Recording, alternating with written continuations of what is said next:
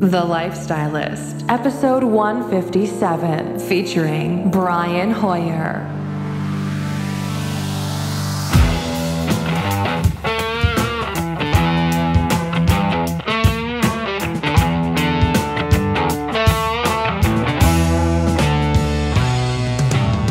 I'm Luke Story, a former celebrity fashion stylist and founder of School of Style. For the past 20 years, I've been relentlessly dedicated to my deepest passion, designing the ultimate lifestyle based on the most powerful principles of health and spirituality. The Lifestylist Podcast is a show dedicated to sharing my discoveries and the experts behind them with you.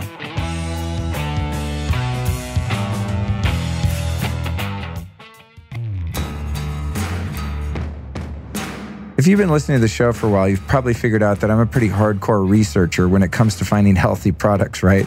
Well, one of the things I've been searching for a while is the number one best organic bedding that you can find. There's a lot of cheap, crappy stuff out there. And so I was really excited when I found this company, Pure, and I got them on the phone when I thought about running their ads. And I do this with everyone, by the way, that I run ads for. I got them on the phone and I really grilled them about their whole process, the company philosophy, where the cotton comes from, where it's made, how it's made, who's making it, the freaking water that goes in the soil. You guys know I'm hardcore.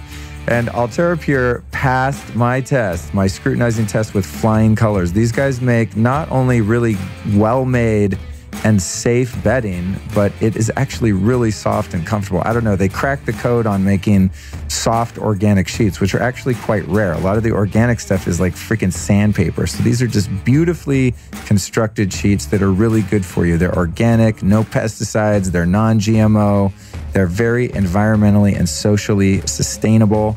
And they also are just very transparent. You can find out anything you want to know. You can call them. I don't know if you'll talk to the CEO, but you'll talk to someone.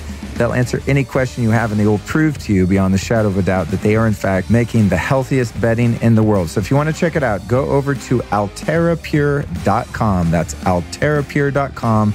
Enter the code LIFESTYLIST at checkout and save 15%. Pretty cool, right? I always try to get you guys a discount. It works out well for everyone. I win, the company wins, and you win. So go to, once again, alterapure.com, enter the code LIFESTYLIST, and you will save yourself 15% off your order. This episode is brought to you by my friends over at Organifi. I discovered this product a few months ago, and it has changed the game for me. Everybody knows that green juice is good for you, right? Here's the deal, though. A couple disadvantages to your average cold-pressed green juice. A lot of times it comes in plastic, not good. B, it's usually loaded with sugar up to 25 grams, which is basically like drinking a green Coca-Cola. Not happening. Next is they go bad. You can't leave it sitting out, and they're really bad for travel. So I love my green juice. That's cool. Cold press. I get the sugar-free ones. I'm into it. But Organifi makes a green powdered superfood that comes in these little packets that are portable and you can take with you. So I keep them in my car and in my bag, and on demand, anytime I have a bottle of water, I can pour one of these in there and have an instant green juice. Alkalizing, energizing, gives you mental clarity. It's fantastic. It's loaded with 11 superfoods.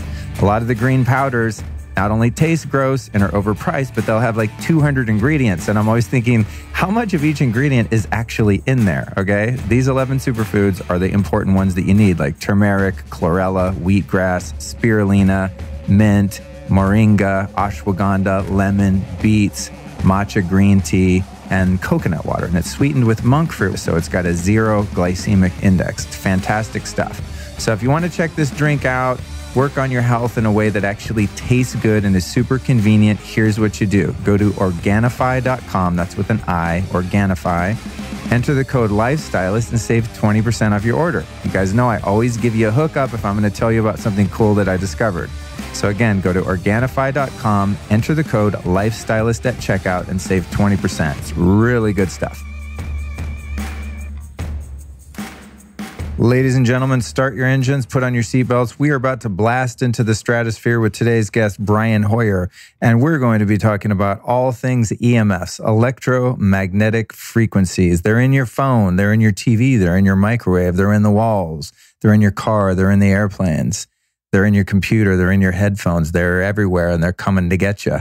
However, this episode doesn't just bring the bad news. Of course, we're going to offer some powerful solutions. But this is an area of deep interest and study for myself. And I think by the end of this interview, you will agree when I say this EMF issue that we're experiencing on the planet today might even supersede diet and exercise when it comes to your health. So this is not one you want to miss. This is a hardcore truth bomb, you guys. And our guest, Brian Hoyer, does not disappoint. Before we jump into the details of that, I'd like to invite you to next week's episode, Mushroom Magic, Nature's Best Medicine for Your Brain and Beyond with Jeff Chilton. We're going to be talking about microdosing, psilocybin. We're going to be talking about the early days of psychedelics and Chinese medicine as they relate to mushrooms. I'm a huge fan of all types of mushrooms for all sorts of exploration and health support. And I think like this week's episode is the Bible of EMFs. Next week's episode is literally the Bible of mushrooms. So make sure that you subscribe to the show so that you don't miss it. All right, check it out. I've got a ton of speaking gigs coming up. I'm going to try to rattle through them so we can get right into this episode. I've got Next Health next Wednesday, August 22nd. Then the following night, August 23rd, I'll be at Osteo Strong in West LA. Then I'll be at Mercado Sagrado, October 13th and 14th in Malibu Canyon. I'll be at Whitma Live, New York City, October 25th. And then a very special workshop at the Rama Institute in New York City for my birthday. Well, a couple days before my birthday. It's on October 27th. You'll be hearing a lot more about that one. And the rest of them too. But next week, listen, come to Next Health on the 22nd, Osteo Strong. If you're in LA, come hang out, come chill. If you want to get tickets to any of the events I appear at, you can always go to lukestory.com/events. That's lukestory.com/events. All right, on to today's episode. Who's our guest? Who is this dude? I met Brian at Paleo FX, which is where we recorded this. That's a big sort of health, paleo conference in Austin, Texas. Super lit. We sat down and started testing out some of his technology, and he's checking my phone. We're checking all these, environmental issues that were present in the space there in the conference center. And it was just nuts, dude. I'm going, the EMFs are so scary because they're invisible. That's the problem. You can't see them. So you sound like a tinfoil hat person, but it's not, it's real. He has like $10,000 worth of meters and he's out there checking everything in this damn conference. And I'm like, dude, we got to do an interview. So that's what we did.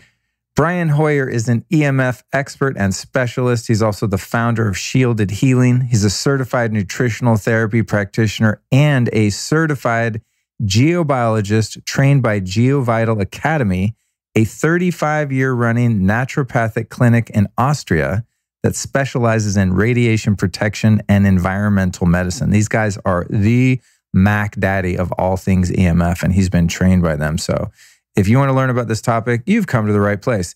Here's what we talk about as we sat down at Paleo FX in an EMF lit up room with a bunch of EMF emitting lights and recording equipment.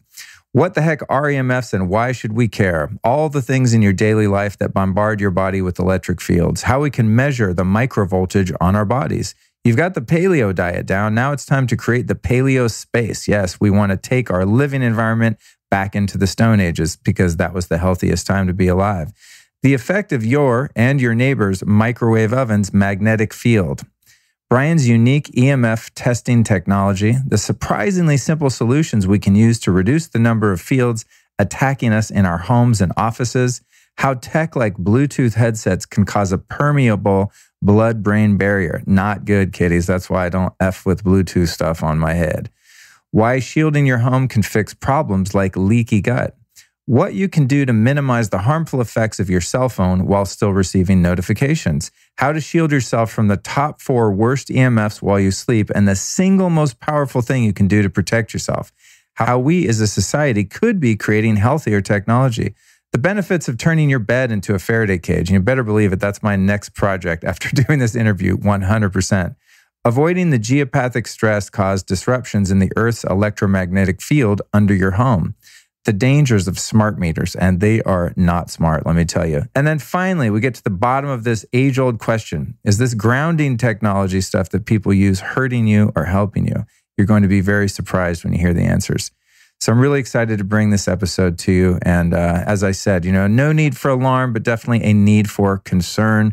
But Brian gives us tons of viable solutions. There is a solution to this problem. You can have your technology, you can use it and get the benefits of it while not destroying your health, but it's going to take some education and a little bit of work. So without further delay or further ado, my friends, I bring to you our guest, Brian Hoyer.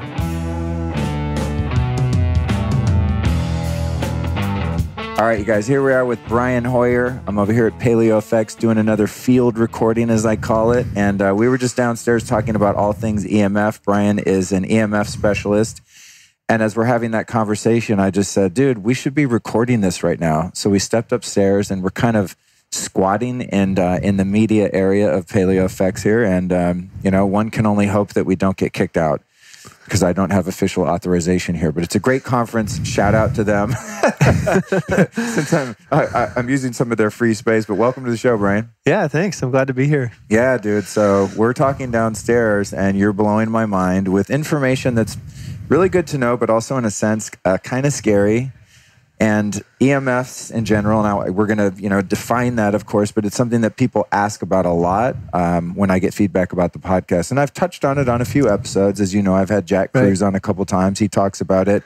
And I did one dedicated episode with Emil de Toffel from lessemf.com, which was great. But I think that things have even progressed a little bit since then. There's more public awareness. So I want to just do a deep dive with you right now. So let's start out with, I'm just going to go ground zero for people that don't even know what the hell this is. What are EMFs? Yeah, so EMFs, the way that most people understand it, there's a full spectrum. And so there's more natural EMFs, things that are in the environment that have been here since the beginning of time, since the beginning of the earth. But what we're talking about today when we talk about EMFs is man-made electromagnetic frequencies. So things that were not around 300, 400 years ago, and never have been in the history of humankind. And what are those actually doing to the human body? So we're talking about things like low frequency, electric fields, magnetic fields, and then also they are kind of categorized in the category of higher frequency, radio frequency, wireless transmission. So anything that has information traveling through the air has wireless transmission, and that's considered radio frequency, or even microwaves are in the same category. What does the acronym EMF stand for? It's electromagnetic frequencies. Okay, there we go. Good.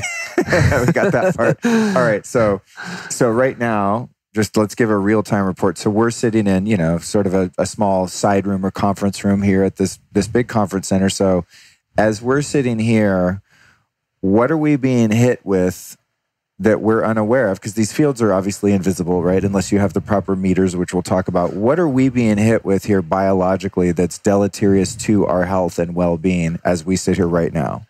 Well, if there's no wiring issues in the building that we're in, then we're still hit with electric field exposure, which from the wires inside the wall behind us. Yes. Like right now, those of you listening, you're just going to have to use your imagination, but there's a bunch of outlets like on all the walls as we sit on this couch here. So if there's outlets to our right there, that would imply that there's wires right on the other side of this drywall that's painted that we can't see. So we're getting hit with those electrical fields then. Yes, exactly. And not only the walls, but also there's wiring in the ceiling. And then wiring that often goes through the floor. We're up on a second story right now, so there's probably lights underneath us, and there's wiring on the floor going right underneath us. So we're surrounding ourselves with this electricity, and never before in human history have we ever had that. Right. Our biology has not evolved to withstand that stimuli, essentially. Right. And if you kind of think about the way, some practical examples of the way that the human body responds to voltage. You have one of those electrodes that you put on the muscles, and it involuntarily contracts your muscles. When we restart a heart, what do we use? We use this defibrillator that sends voltage through the heart, and the heart is a muscle, and so that contracts the heart and can restart the heart. So it's causing this muscle contraction, and on the cellular level, basically what that's doing is it's causing calcium to come into the cell, magnesium to go out.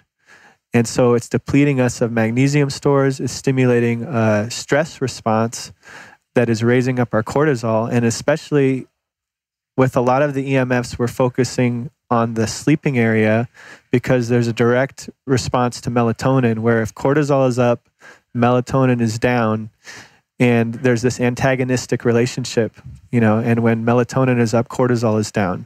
So one of the big things in the biohacker community and the health and wellness, ancestral healing community is the blue light. That's kind of been the hot topic the last five or so years, and how blue light stimulates, basically stops melatonin production and stimulates cortisol response. I talk about this all the time, and anyone that follows me on social media always sees me wearing some kind of orange glasses or in a room that's got red light or orange light.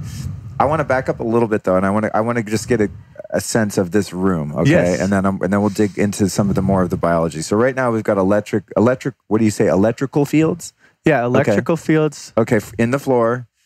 Are we getting electrical fields coming at us from the ceiling, from those lights up there too? I mean, don't like appliances also produce electrical fields that come at us? Any appliances that have a plug on them that you plug into the wall are going to have electrical fields that potentially can come onto your body. And everything in your house is semiconductive. It has some moisture in it, some different minerals that are composing it, whether it's wood or granite or tile or whatever. It has some conductivity that allows that voltage to pass through it and onto your body.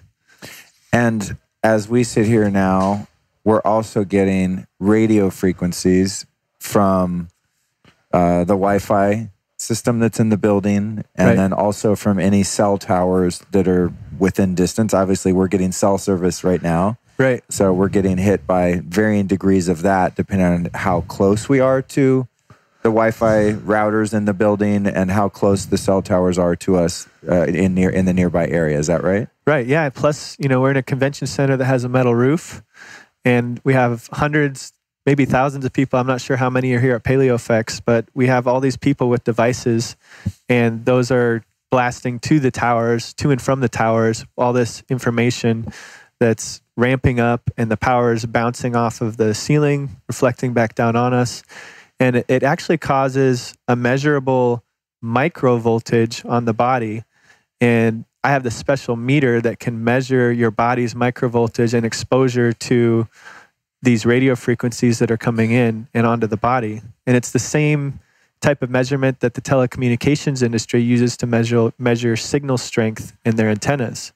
So since the body is conductive, you can measure the body as an antenna. Just like when you're a kid and you had the old televisions with the bunny rabbit ears, and you grab that and you can get better TV reception. So TV reception is another type of radio frequency. So it's not only the cell phones and the radio stations, it's also the television signals that have been being broadcasted for a very long time. And depending on, since your body is conductive, you are actually an antenna, and you are absorbing through all of your surface area this micro voltage that's stimulating these voltage-gated calcium channels, and that is actually causing inflammation and oxidative stress in the body by releasing a chemical called peroxynitrate into the bloodstream, and it's just causing inflammation. So when we're with a group of people, say in a conference like this, and you're in the main hall listening to a speaker, you're in a movie theater, a concert at a stadium or something like that, all of those cell signals that people are picking up on their phones that are in their pocket are also creating a greater field, which is even worse than if we were just in this building by ourselves with our cell phone in our pocket. Yes, exactly. And it's magnified. Right. And a lot of people think, I just need to fix this problem, I just need to move to this rural area where there's no cell phone reception. But then at the same time, they're bringing their technology with them, and they're maybe in a dead zone. But when you go through a dead zone, you're driving through a dead zone, then your cell phone ramps up, and you're getting more exposed. For power. It's looking for power. That's so crazy. Yeah. It's funny. I remember back when I first got a cell phone in the late 90s, and there was areas around Hollywood where I lived that would be dead zones. And even now, there's a couple streets that you go down, and there's still kind of dead zones. It's weird, even after all this time. On 6th Street, there's two different spots randomly. By LACMA, there's one, and then there's one further down in what we call Hancock Park. And I used to get so pissed when I'd go through those areas. And now, because I've learned a bit about EMFs, when I get in a place where my cell phone service goes bad, I'm like, oh, this is amazing. I want to hang out there. I'm like, screw the cell phone, man. I actually just want a little break from the EMFs, Right. So in a setting like this where you have a group of people that are all getting those signals, you're being inundated from the inside of the building, the electrical fields, you're getting the radio frequencies coming from people's devices. That frequency is trying to get out and reach the signal.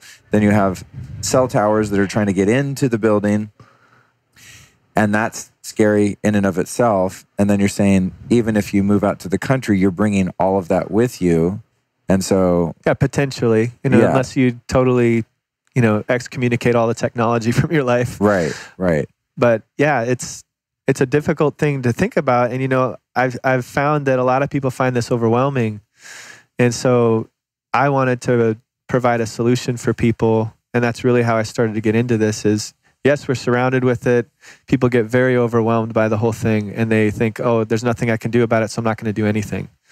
But I found out there is something you can do about it.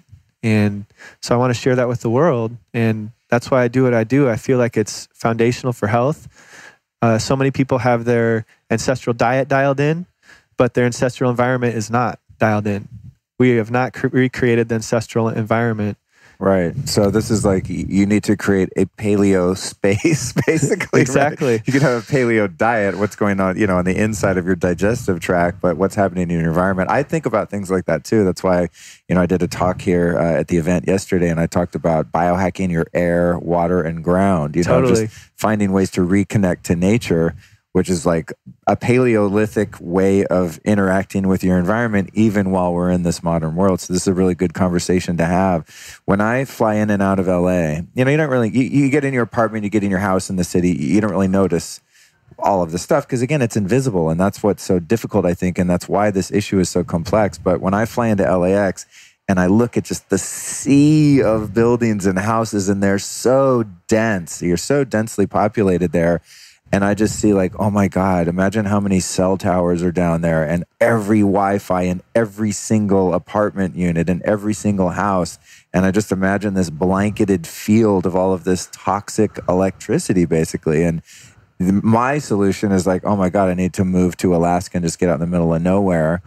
But then I also don't want to not have a computer and internet and a cell phone and all of that stuff. So it is a complex issue. And I think these conversations are really important, and to present it in a way. That's why I like talking to you downstairs. I was like, oh, I actually understand what you're talking about, right, where you're able to bridge some of the science and biology there, but also talk about it in a relatable way. So just to back up to kind of the problem, I want to do sort of a problem reaction solution here. Sure. Sort of the why and then the how, if you will, just so people listening can kind of follow along. So we've got the radio frequencies, we've got the electrical fields, and then what about magnetic fields coming from my Vitamix blender, the refrigerator, devices that have a motor? Is that an issue also?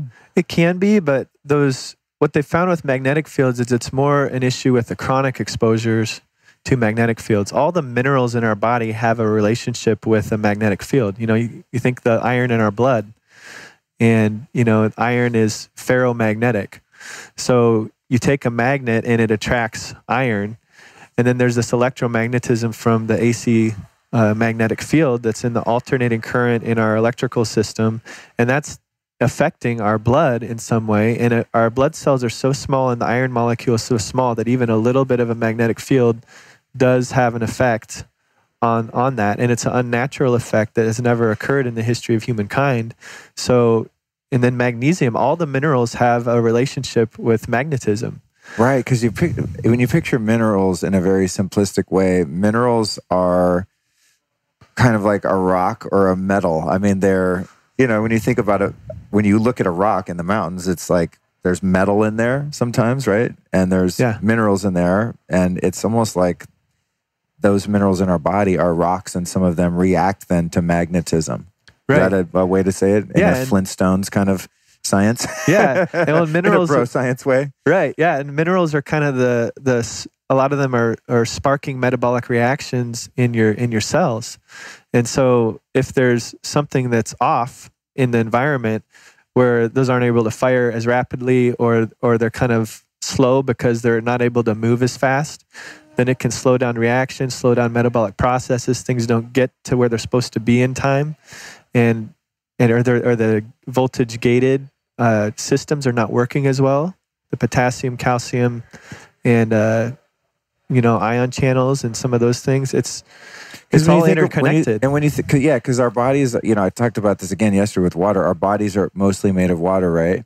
And if you look at water, when water's distilled, it has all the electrolytes, like electro, right? All the minerals removed. And that water is much less conductive than water that has a lot of minerals in it. And so those minerals have a way of conducting electricity then. Yeah. Right? And the water inside our bodies the same way. Right. Okay. Yeah. Right. So with let's go back to magnetic fields. Yeah. They do, all the minerals in our bodies do have a relationship with that. So they've shown different studies that link it to all kinds of chronic illness, infertility, different types of childhood leukemia. There's hundreds of studies on that. But as far as the sources in your home from magnetic fields, I'll go around and I tested like over 150 homes the last year. And people want me to test all these motors and things like that. One of the biggest issues I've seen is the microwave. Most people are worried about their microwave being on, which is an issue.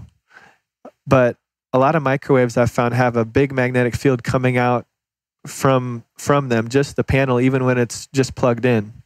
So, but a lot of times it's right over the stove. Oh my God. So it's blasting you right in the head? It's blasting you while you're trying to cook this delicious, nutrient-dense food.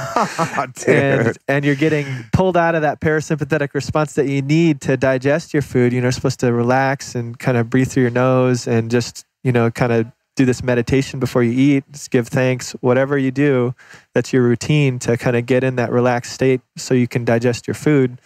It's not helping to have that magnetic field while you're cooking. And then, if you're in an apartment building, in LA, like you're talking about, where everybody's kind of smashed together, everybody's using their microwaves, sending off these radio frequencies during your meal times. And that's pulling you out of that parasympathetic rest and digest response and pulling you back into your fight or flight stress responance of your sympathetic nervous system.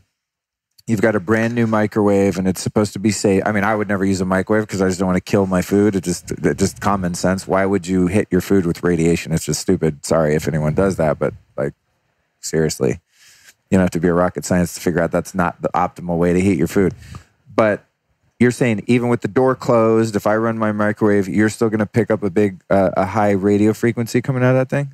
No, not a radio frequency. If the microwave's on and running, then the radio frequency will be sending out. But your neighbor can be running their microwave right next to you on all sides, up, upstairs, downstairs, to the right or the left of you. So what I'm saying is those frequencies escape with the door shut and everything? Yeah. Oh, shit. Yeah, they do. Because I thought they were like a little Faraday cage, and so that radiation is all going off inside, but it's contained and blasting into your food. But you're saying it actually leaks out? Yeah, it's a really crappy Faraday cage. It dampens the signal, but it's not completely mitigating it to a healthy level that we like to see. So even if you have like a nice new expensive microwave and you chose to heat your food that way, which again I wouldn't recommend, if you're standing in front of the microwave doing stuff, playing on the stove, maybe you're boiling some water for pasta over here, and then you have the microwave going, heating up a frozen dinner or something, you're getting blasted by the radio frequencies from the microwave and the magnetic field. And when it's on, the magnetic field extends about 15 feet and sometimes 15 feet out, and it's way more intense the closer you get. Oh my God, dude. All right, so listeners, what I do is I just have my microwave unplugged. I mean, if I bought a house, I wouldn't even have a microwave. I would just have more cupboard space, but I live in an apartment, so I just reached in the cabinet up above it and just unplugged it. Yeah. You lose the clock. Right, yeah. And I was like, well, I can just get a AA battery powered clock, and I put that on the wall, and I'm like, all right, now I got a clock in the kitchen, so I'm less late. So, okay, that's interesting. So often there's a breaker that's just marked microwave. You can just flip that off. Oh, cool. Don't even need it on. Cool. So you can do that too. Okay, so I want to still talk about some of the issues. What about? Well, let's go back to the magnetic fields, because I've talked about the local things with the motors and everything. Sure. But oftentimes I'll go into people's homes and there's a magnetic field through their whole home. And it's usually, they have these big power lines, these big transmission power lines that everybody knows just intuitively that they're not good for you. These big power stations or the transmissions lines that are going, bringing electricity through the country to another substation somewhere. And those actually have a magnetic field that extends about, I've measured as long as 400 yards away. No way. So that you're talking about those little power stations where you see all the, those with like towers and all that Yeah, stuff there's a within bunch of an enclosed. transformers in there, the big metal boxes, and then the big swirly things that look like death. Yeah. Yeah. So, but So from if you those, live next to one of those, you're bummed. Like, maybe, I always tell people I have to, to know for sure, I have to actually test it with my Gauss meter. I like that. I like your testing technology that you were showing me downstairs. This, by the way, you guys, we're going to end up doing a video, so I'm sorry for the podcasters, because a lot of the stuff you really have to see. So I'm going to get a film crew, legit, bro. When you come to LA, we're going to make a video. We're going to go around my neighborhood. We're going to go around town. We're going to test the shit out of LA to show people that we're not tinfoil hat people. Right. Because again, it's like, there's a fine line between being paranoid, which I think being paranoid and neurotic is probably more unhealthy than just surrendering to all the fields and just being like, hey, it is what it is. I'm living in 2018. Fuck it. It's just, okay, I'm done. Yeah.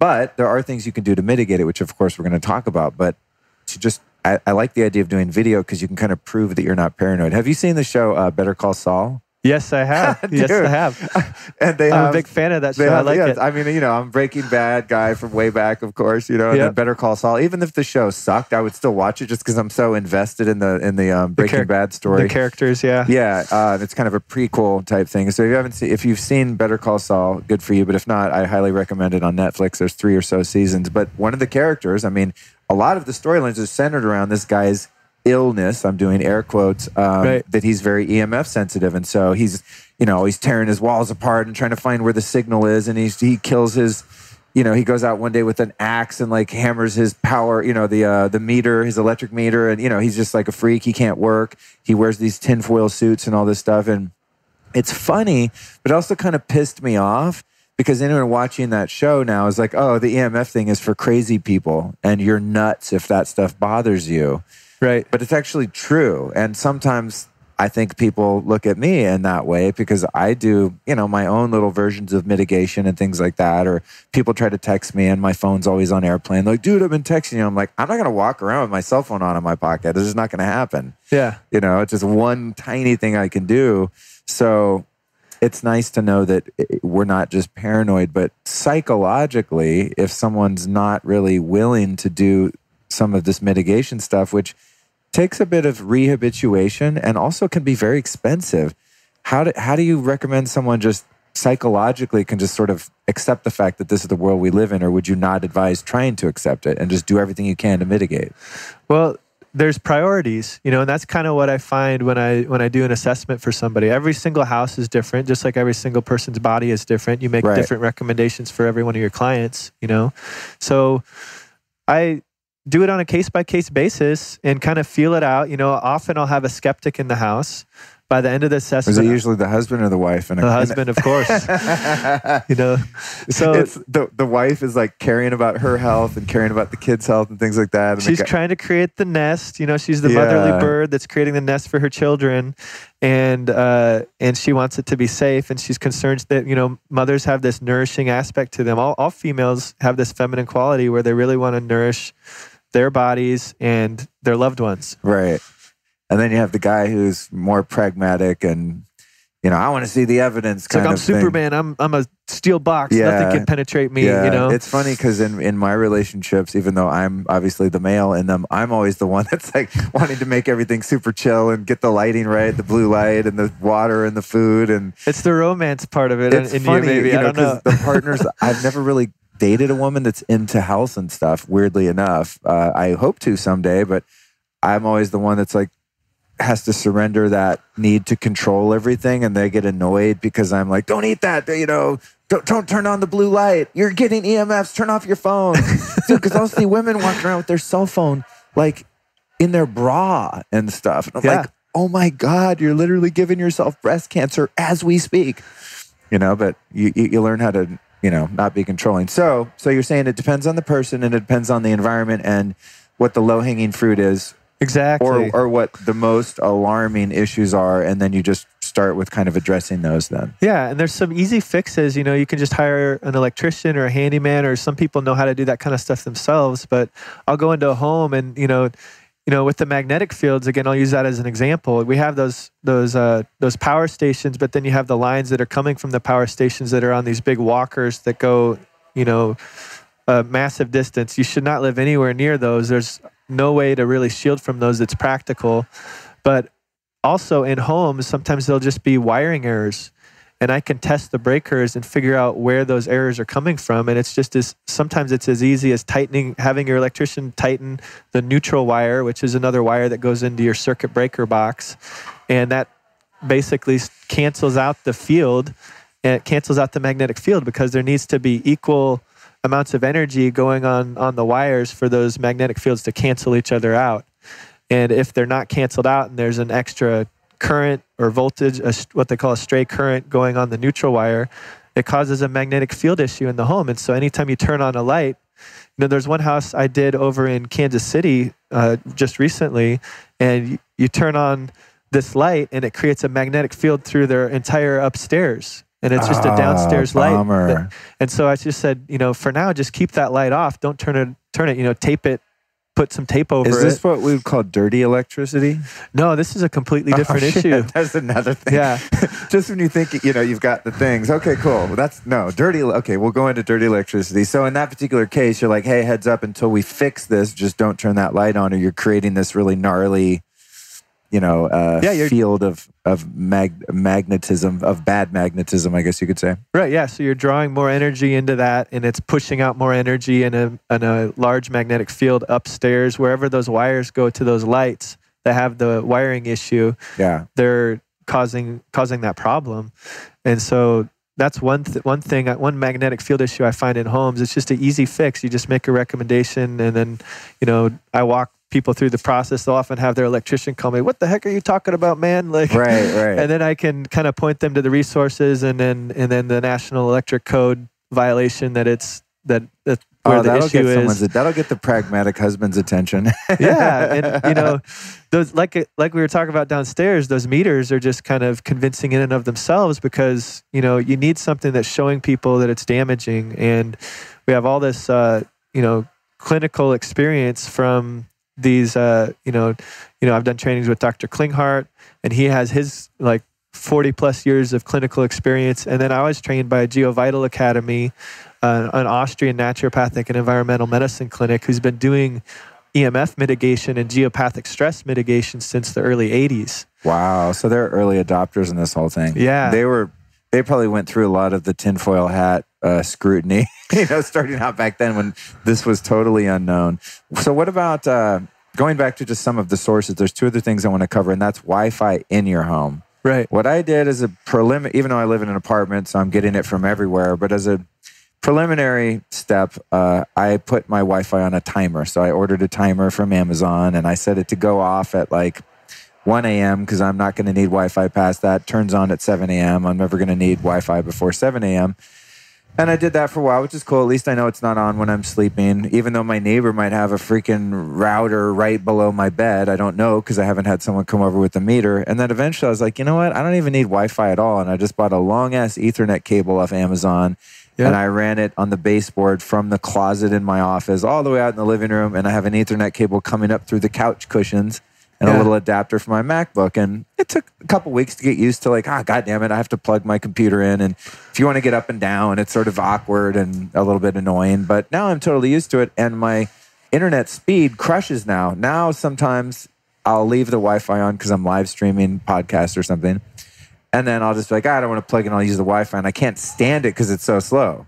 It's really annoying. So it's a way that I've been able to give myself a little reward system of having lightning fast Ethernet in the living room from that cable. Right. So how dangerous is it to have Wi-Fi in your apartment, and how much does the distance of you, especially in your bed, play in the safety? Distance is huge with the internal wireless devices for sure.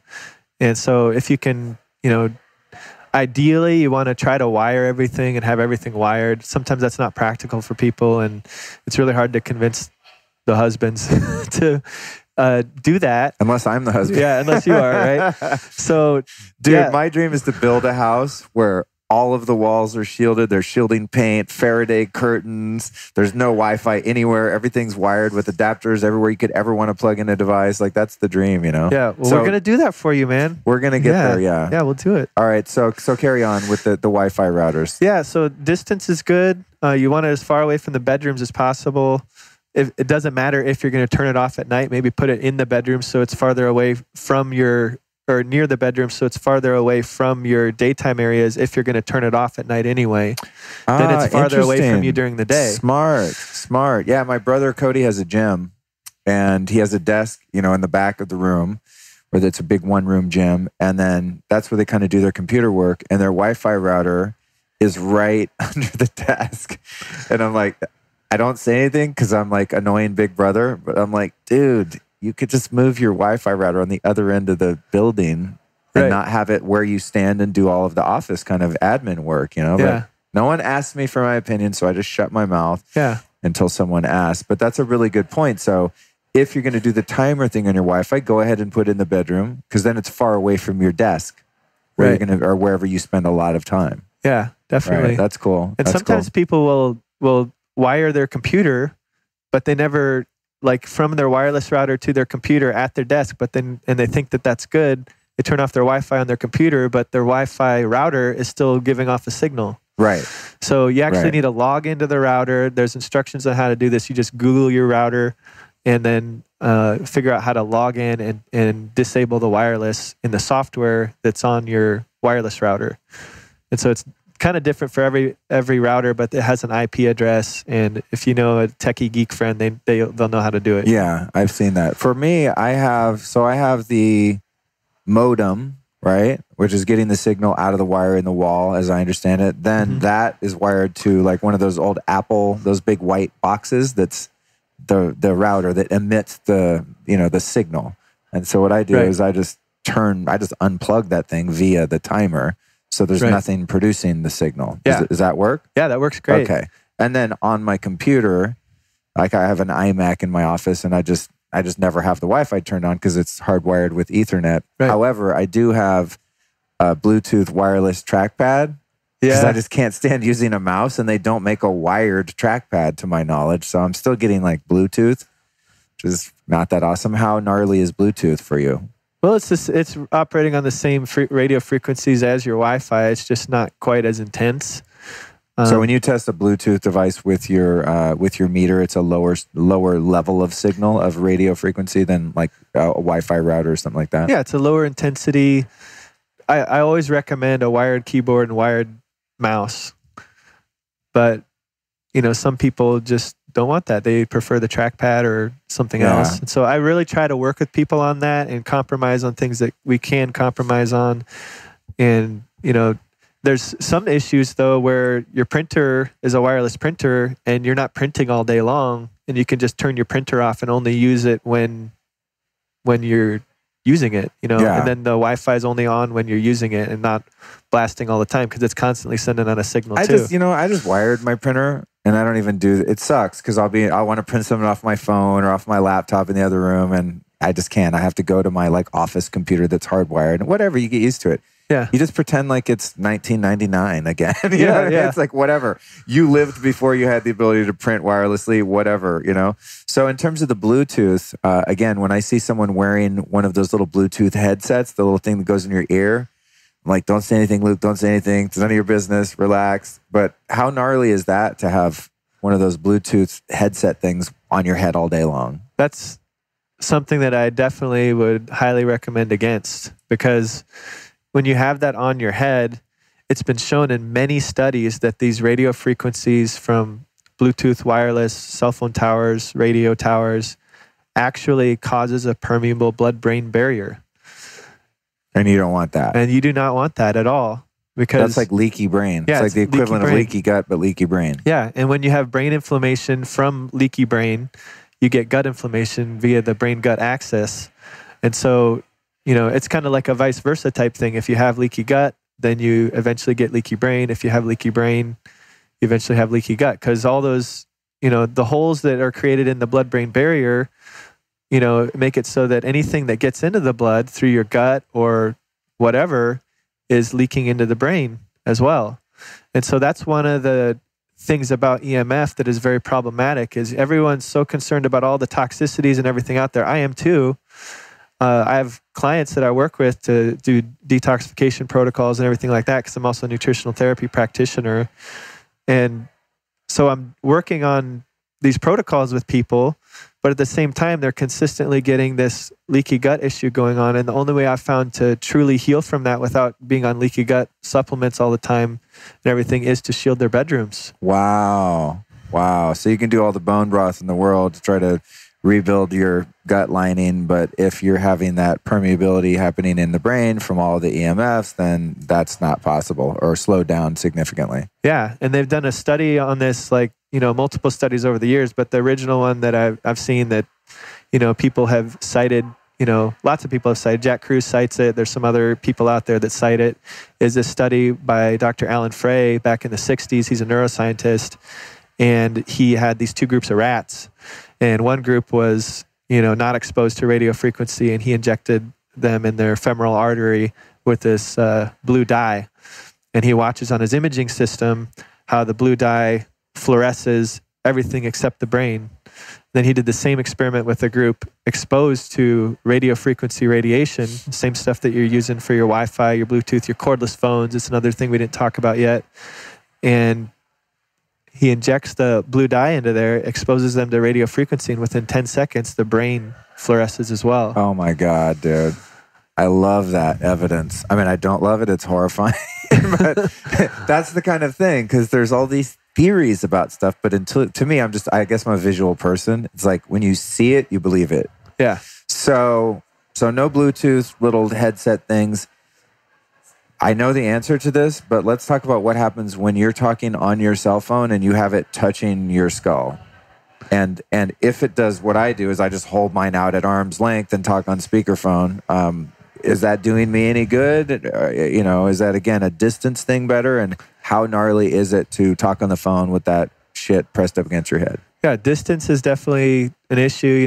At the very least, try to use speakerphone or even a wired headset if you can. There's a lot of people that use these are worried about the radio frequencies coming up through the wire.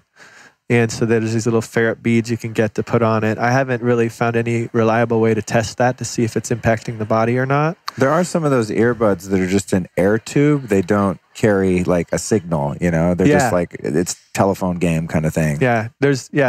I've seen those before. I've had some feedback on that they break really easily. So I feel like there's really no good solution for that issue yet. Right. I use it like a Faraday bag. When I'm talking on the phone, it has 2 layers of this shielding material between me and the phone, and it's blocking it away. And I've tested it, and it seems to be the best solution. So you'll hold it out in front of you, do speakerphone in the little Faraday cage, and it's still able to get a signal. But does it diminish the quality of the signal, like to where your phone conversation cuts off, or you can't hear as well, or it's staticky or anything like that? No, I haven't had any issues with that. And, optimally, if you're one of those people who wants to have the optimal experience on the call and also the least amount of exposure possible, I have this little app. I have an Android phone, and it's called Open Signal. And it tells you where the cell phone tower is that you're connecting to.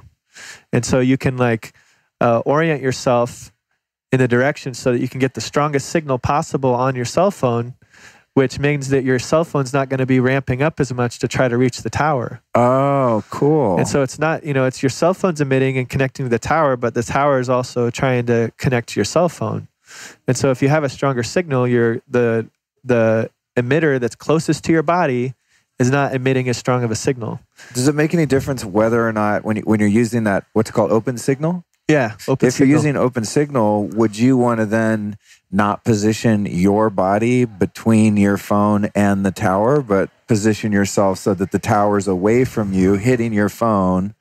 If you can visualize that, people listening, would that make any difference, or is that just taking it to total paranoid land? No, that's exactly why I recommend it, and that's how I explain it to people. Okay. So you're right on. Yeah, that totally makes sense. So cell tower's over there in front of me. I can see it on a building. Rather than turning my back to it and having my phone in front of me, so it has to drill through my body to get to my phone, I'm just going to face the cell tower, whether I can see it or I'm using the app, right? And have my phone out in front of me so I'm not between the tower and the phone. Yeah, and then you have the shielding material between you and the phone, so it's blocking any radiation. Because I kind of tell people the cell phone's kind of like having an explosion of radiation that's going out in all directions. Okay. And so if you have a shielding material between you and the phone, that's great. because then it's actually exploding but bouncing off and away from you, the majority of it. So the Faraday bags, the best solution for that. Your body's more like an antenna, like we've talked about here. And so you really don't want to have exposure to the phone. So there's a lot of cases that don't shield the sides. Right, like the Defender Shield, those little wallet type ones. Are you familiar with those? Yeah, I've seen those. Those have actually some magnetic shielding in them, so it has a different type of benefit, but they also claim to block some of the radio frequency.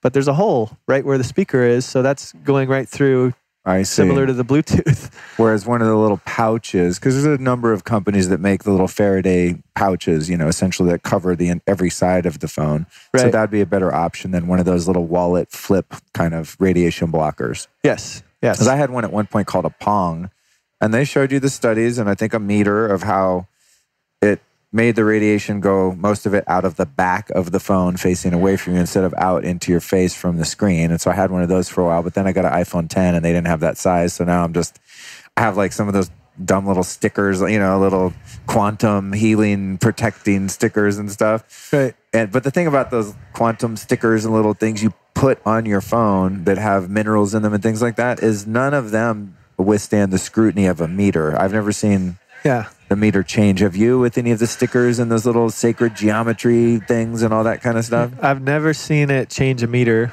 No. Right. And, kind of the way I explain that to people, so some people do see a benefit. Well, here's the thing. And so you wonder if it's placebo.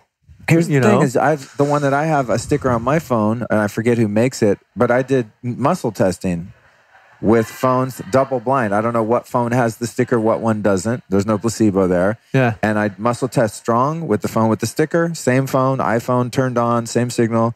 Strong with the sticker, give me the phone without the sticker, weak arm. Yeah. Muscle testing. So I put the sticker on my phone. That is meaningful evidence to me, even though if you put a meter on it, you can't tell a difference. There's some sort of resonant field happening on some quantum level or something that seems to be beneficial. Yeah. It's not mitigating it totally. Have you seen any of that kind of evidence? Yeah, I'm an experienced muscle tester. Oh, no way. Yeah. You are? Oh, cool. I trained with Dr. Klinghardt doing the autonomic response testing, and also NTA, has some graduate programs where Nutritional Therapy Association, they have some graduate programs where they teach some of that along with some other reflex points that are in the osteopathic tradition. Chapman reflexes, Bennett reflexes, things like that have to do with the neurolymphatic reflexes of all the organs. But yeah, the muscle testing, you can see a difference. But kind of what I think is happening a lot of times, it really depends on the practitioner who's testing you, because they can have a bias and that can actually influence the muscle test. So you have to be totally objective about that whole thing. But also, some things can be beneficial for the body, but it doesn't mean that you're removing the stressor. It just means that it's helping you deal with the stress. I see, right. So what I tell people, like for your listeners, just kind of imagine a scale, like a weighted scale, where on one side you have all of the nourishing things and the healing modalities that you're using, the supplements, the nutrient-dense whole food diet that you're eating, and your infrared therapy, your light therapy, photobiomodulation, all these things that you're doing to help heal your body. And then on the other side of the scale, weighing you down and trying to take you out of that, all those healing modalities, is the stressors in your life. And so you have all these stressors, like EMF stressors. You have, the toxic GMOs, pesticides, herbicides, all this stuff that's impacting your body and causing all this stress. And you want the scale to be tipped in the direction of healing, where the nourishing support is outweighing the stress. But sometimes you can't make it outweigh the stress because there's just too much stress. So a lot of these products that are out there are trying to add nourishing support, nourishing frequencies, but it's still not removing the stressor. It's just helping you deal with that stressor better. Totally makes sense. But my philosophy is to remove the stressor and then also strengthen the defenses, and everything's going to work much better. So get all your little crystal sacred geometry stickers all over your goddamn devices and do all that too, but let's eliminate the source of the stressor also. Okay, so I think the phone thing is really important. So I want to dive deep on this, because I think that's the main thing that we're dealing with is your Wi-Fi and your phone. We'll cover some other ones, but no one's going to give up their cell phone, including me. I'd rather like be unhealthy and have a cell phone. I'm sorry. I need my damn phone, or so I think at this point in life. So number one thing would be getting one of these little Faraday pouches that it goes in. Could you keep your phone off of airplane mode in the pouch so it still rings, you still get notifications and things like that? Would that be safe? Or should you put it in the pouch and on airplane mode when it's on your body and next to your, reproductive organs and such? Yeah. The number one thing I can recommend for anybody is to, even before you purchase a product like a Faraday bag or whatever, if you want to be available for a phone call or a text and you want 100 times less exposure, turn your data off. What's that? Your cellular data. On an iPhone, it says cellular, and you can turn your data off, or I guess you can put it in energy saving mode. I'm going to grab my phone. And it goes... Show me right now. Yeah. This is great. I'm getting a free consultation on the podcast here, guys. Yeah. All right. So mine's on airplane. Is that the data thing? So the data is what, do I have to go into updates settings? All your apps and everything. Okay. So do I have to go into settings? Yeah, go into settings. Okay. So I'm on my iPhone, guys. I'm going into settings. It's cellular. And I'm clicking on cellular. And then click your cellular data off. Cellular data off. Okay. And that's probably going to help my battery life too, huh? Totally. Yeah. And then can I still refresh Instagram manually with cellular data off? No, you'd have to flip it back on and then refresh. I wonder if you can go into accessibility and make a shortcut for cellular data. So when you do the little flip down, that becomes one of your options. Yeah. I'll figure that out later. You don't have an iPhone. You're an Android guy. So, all right, cool. Well, so carry on. So that turning off my cell data is going to eliminate some of that heat, so to speak, some of the frequencies? Yeah, because your phone is constantly pinging the tower to get information about what, someone just sent me a Facebook message, someone sent me an Instagram update, whatever. It's constantly pinging, checking all the time. But you still get text with the data turned off? You still get text with the data turned off, but you still get phone calls. But your apps aren't reaching out. Yeah. Okay. So if you just want to be available, you don't want to bother with the apps, you're in the middle of a meal, you're out doing a hike, trying to be more meditative, but you want to be available just in case there's an emergency or you're waiting for a call or whatever, then turn your data off and you're going to be 100 times less exposure. Really? Literally 100 times? I haven't measured.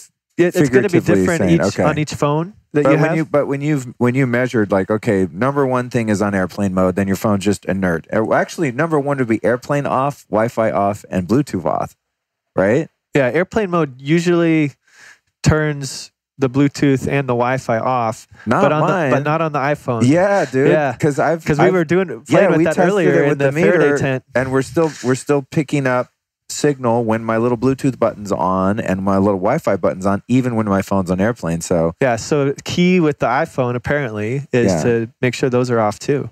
Okay, cool. And then so the ultimate is just having your entire phone turned off. Next best thing would be having your phone on, having it on airplane, clicking off your Wi-Fi, clicking off your Bluetooth, clicking off your data.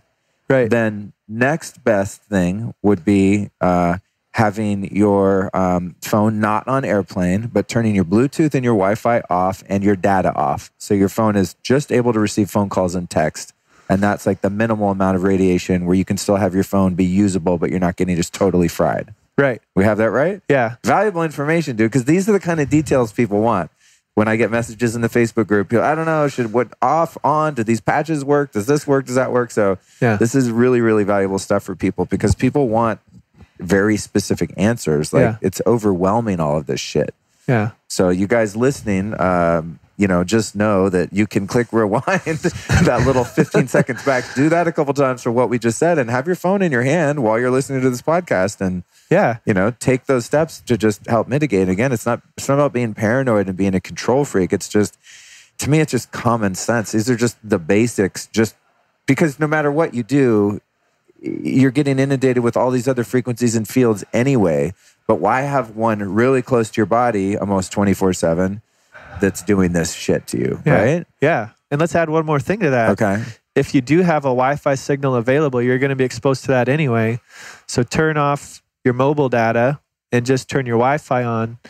And that's going to be a lot less powerful than your phone trying to reach a tower like a mile away. Oh, because it's really? only going the distance of a Wi-Fi router. Another level of complexity. Yeah.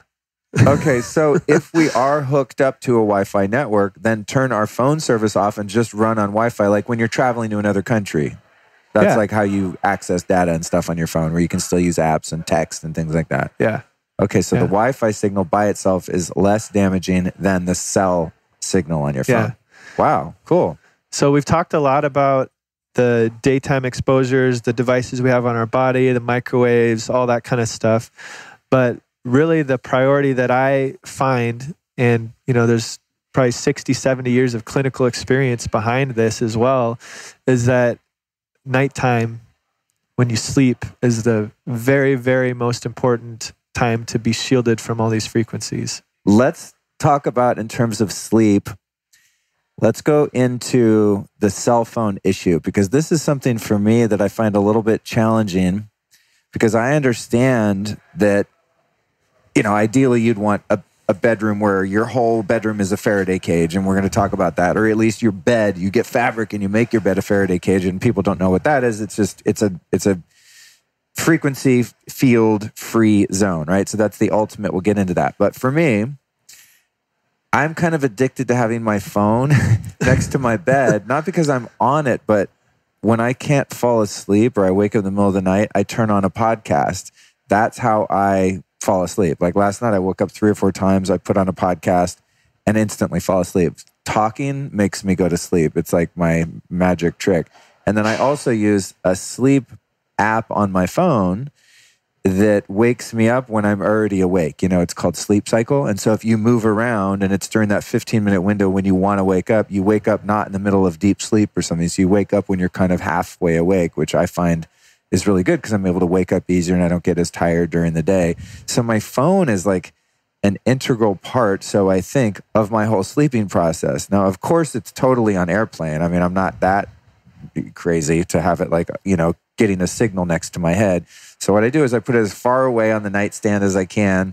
I scoop myself down to like kind of midway in the bed so that I'm not close to the wall with the electrical fields behind me. So I kind of create as much distance as I can from those devices, but I can't figure out a way to not have my phone in the room because I use it for those things. It's like, I'm like, what do I do? Get an iPod Touch? And like, but still there's a wire going to that, which is 3 or 4 feet away from my body while I'm sleeping, away from my head. I've got a solution for you. All right, cool. Let's talk. But you see what I'm getting at? Let's talk about how you deal with your phone. And would you reaffirm that it's a really bad idea to have your phone not on airplane anywhere near your bed? Totally. Yeah. Just for starters. Yeah. Keep it on airplane mode all the time when you're sleeping, for sure. Okay. Because a lot of people don't even know that. I've told people that and they're like, what? My phone's on right there under my pillow. I'm like, oh my God. Yeah. I've a couple times when I've been sleeping with someone else in the bed and I want to hear my podcast but not disturb them, because I also sleep with earplugs because I live in a loud ass city.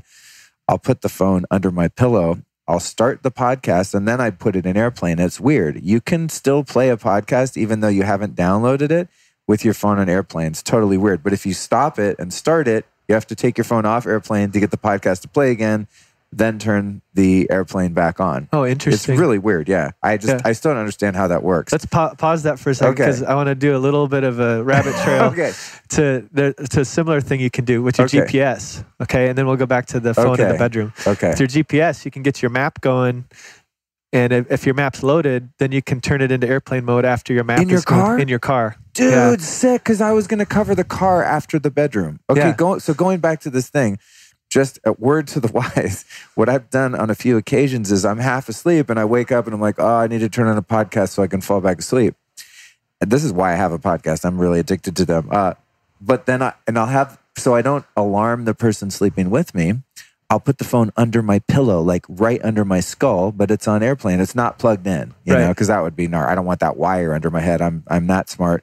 But then there's times when I'm half asleep, and then I wake up in the morning, I'm like, oh shit, my phone's been on the whole time, not on airplane. No.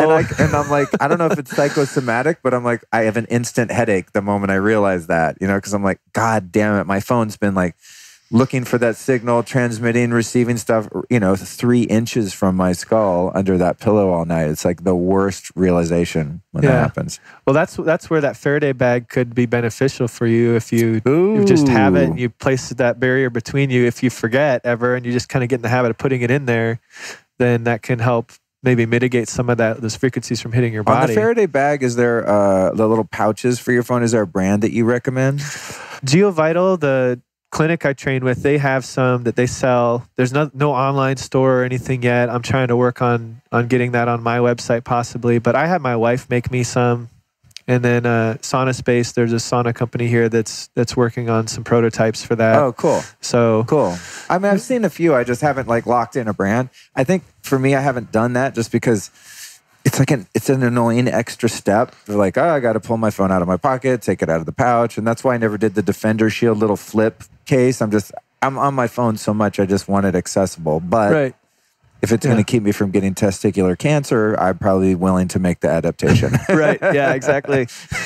That's the motivation you need. It is. So back to the phone in the bedroom. What can we do about that for someone like me? I have my phone in my bedroom. Okay. So what I do is you can get these, one issue is plugging it in and charging it. Everybody charges their phone at night. A lot of people use them as an alarm clock. I use my phone as an alarm clock. Yeah. So what I do is I have a power bank, one of those batteries. Dude, genius, problem solved. Yeah, you charge that during the day, and then at night you unplug that, you plug your phone, and it'll charge your phone at night. You don't have to have it plugged into the wall. Oh my God, I can't believe I didn't think of that, bro. Because that's the thing. My phone gets all used up during the day. I use it for podcasts, I use it for the alarm clock. So I have to have the charging wire 3 feet from me so it charges all night and won't die and then my alarm won't work in the morning. You know what I mean? Because I've had that happen. Or the phone starts to die and then at 4 a.m. it's like whoop, whoop, whoop. It sets off a low battery thing. I'm like, God damn it. So that's genius. So you get the little charging brick every morning, just plug that in, charge that. Then at night, you don't have to have your phone actually hardwired into power charging. You just do it to the battery. Yeah. Dude, game changer. Amazing value. And because the battery is running, all the batteries are basically powered off of DC electrical current. Your body runs on DC, so it's not having the detrimental impact that alternating current does on the body. That's what AC stands for? That's what AC stands for. AC, DC. Yeah. Let there be rock. Back in Black. I'm familiar. When I was a kid, AC/DC also, this is like a 70s thing. It also meant bisexual. Oh, really? Yeah, and there was how like in the 70s when I was a kid, there was these rumors about Kiss. There was one that Gene Simmons, I'm digressing here, but why not? It's interesting. There was this rumor that was really solid that Gene Simmons had cut his member off with a chainsaw. Like when I was a little kid at 8 years old. Yeah, that's what everyone thought. They listened to Kiss. And then there was one about Rod Stewart having his stomach pumped of fluids, which is a story that's a little off topic. Anyway, and then they used to say that the band AC/DC called themselves that because they were like bisexual or something. So that was my first introduction to the word AC/DC. But anyway, I never knew what alternating current and then what's the DC stand for? The direct current. Direct current, okay. Yeah, so direct current has a continual signal. Alternating current, they use that to basically pulse the signal. And so, like with all the lighting in the house, this is one of the issues that I test for. I can't believe I just told those stories.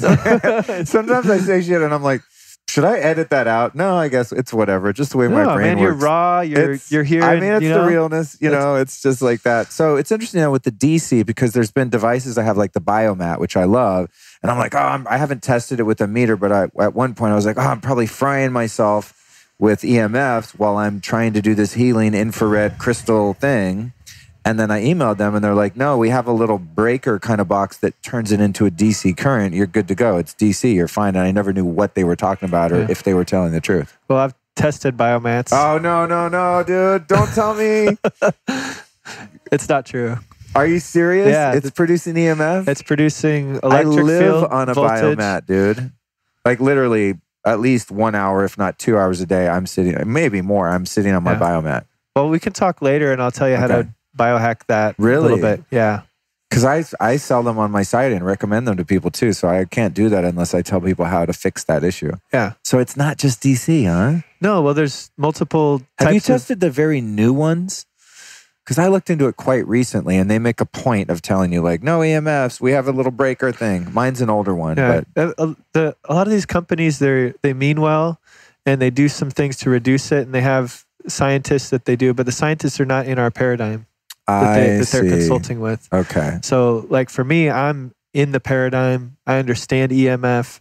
I understand that there's multiple types of EMF that are affecting the body that these products have that can be mitigated against. And it sucks because these products are health products too. You know, it's like we're using these saunas and we're using these devices to support our health, but then they have these side effects. Yeah, but it goes back to that scale, you know? Right. So you're adding this nursing infrared support with a biomat or these other products. You know, there's some PEMF devices, some other things like that you can use to instigate a healing response. But the healing response really may be a net benefit for you, and you see some results with it. But it's also adding some stress on the other side. Right. So if there's a net benefit, it's okay. Don't stop doing your healing therapy if you're seeing results. That's kind of I'm glad you said that, because that's my way of thinking. It's like, you know, I use this thing called an amp coil religiously, and I mean, I love this damn device. Really expensive device. It uses biofeedback and PMF, and I've met numerous people, maybe personally 5 people that have healed themselves of Lyme disease. I was telling you about this earlier. Yeah. Just using that thing, okay? Mm-hmm. That's kind of all I need to know. That shit works. I want that in my life, even though I don't have Lyme. Right. But then there are people, such as Jack Cruz, like he'll dip in my Facebook group for the podcast, and he'll be like, because I'll post, hey, the amp coil, everyone should check this out, especially if you're Lyme. And he's like, PMF sucks. It ruins you because of all these scientific things that I don't understand. And so I'm like, I don't know, is PMF good or bad? The guys that sell PMF say it's the best thing since sliced bread. Then you have people like Jack that don't sell a PMF device, and they say it totally sucks. But then I meet someone with Lyme who's cured themselves using this device, right? Yeah. I use the word cure, you know, you're not supposed to do that, but healed themselves or whatever, okay? So it's that, like, the cost to benefit ratio. All right, so is the PEMF throwing off some balance in my body? Maybe, but the benefit is so much more than what I'm losing there that I opt in, and I'm like, I'm doing it. Right. Is that kind of, you know, your approach generally? Yeah, generally, you know, and I'm definitely one that wants to optimize things. You know, I see all these products out on the market. I'm like, I can fix that. I can fix this. You know, I could be consulting with these companies and fixing all these issues all across the board. My goal is to shift the whole paradigm to where we can have appliances in the house and all these healing therapies. You start with the healing therapies and get those people to understand all the issues and fix all those issues. And then we can move to more appliances in the house and things like that. But there has to be a huge shift in this paradigm to make healthy technology. And just as bad as this technology can be, we can be in this whole like crappy environment that's constantly stimulating us and affecting, you know, our nervous system and causing this sympathetic fight or flight response, the stress response. Just as bad as all this technology can be for us, I feel like we have so many innovative, brilliant people in the health space that we can combat that and be in this technological world and also protect ourselves from this by recreating an ancestral environment, at least where we sleep. Start there. Right. That's where the priority is. Right. And then move on to like, okay, where else do we need to be in a parasympathetic healing, rest and digest response? When we eat, when we sleep, you know, sex is a parasympathetic nervous system response. It is? Yeah. So sex in a Faraday cage is going to be so much better than sex with all this EMF around us. I was going to say I've never tried that, but I have had sex on multiple occasions outdoors in the middle of nowhere. So that's sort of free of those unhealthy fields. It is pretty good too. Interesting. Food for thought. We'll be right back at you after this brief but important announcement. After basically destroying my health, including my gut health for the first half of my life, I've been spending many years researching ways that I can fix it. And I'm really stoked to have found this company, Biome, that gives you the ability to test your gut health from home. Now, you might have heard of some of these gut tests that you can do at home. However, most of them just focused on the bacteria, while Biome provides you with the full profile of not only your gut's bacterial, but fungal species. That's a really crucial piece. Not only that, they have an insanely cool probiotic that I've been using that not only includes beneficial bacteria, but also fungus. Yes, it's gross, but you need all this stuff in your body. So here's what you can do with Biome to optimize your gut health, which I just might add really affects your overall health in so many ways. Like, you have to fix the gut. This is something I'm learning in all my biohacking adventures. So here's how it works. You purchase the in-home kit. You follow the instructions. You collect a sample of your poop with a swab. It's not as gross as it sounds. It's actually really easy. You mail it in, and then you get your Biome gut report, which tells you what's going on down there, okay? And then you actually get on the phone with a live nutritionist that's going to make recommendations. It's a very cool system they've created, and it's really, really thorough and effective test. So go to biomehealth.com/lifestylist. That's BIOHM health.com/lifestylist, and use the code lifestylist at checkout to save 15% off your order. So that's biomehealth.com/lifestylist. Use the code lifestylist to save. You're going to get your gut report, order some probiotics with the fungus in there. They even have a great prebiotic product. Very cool company, making it really easy to get your gut healthy and keep it that way. And now, back to the interview.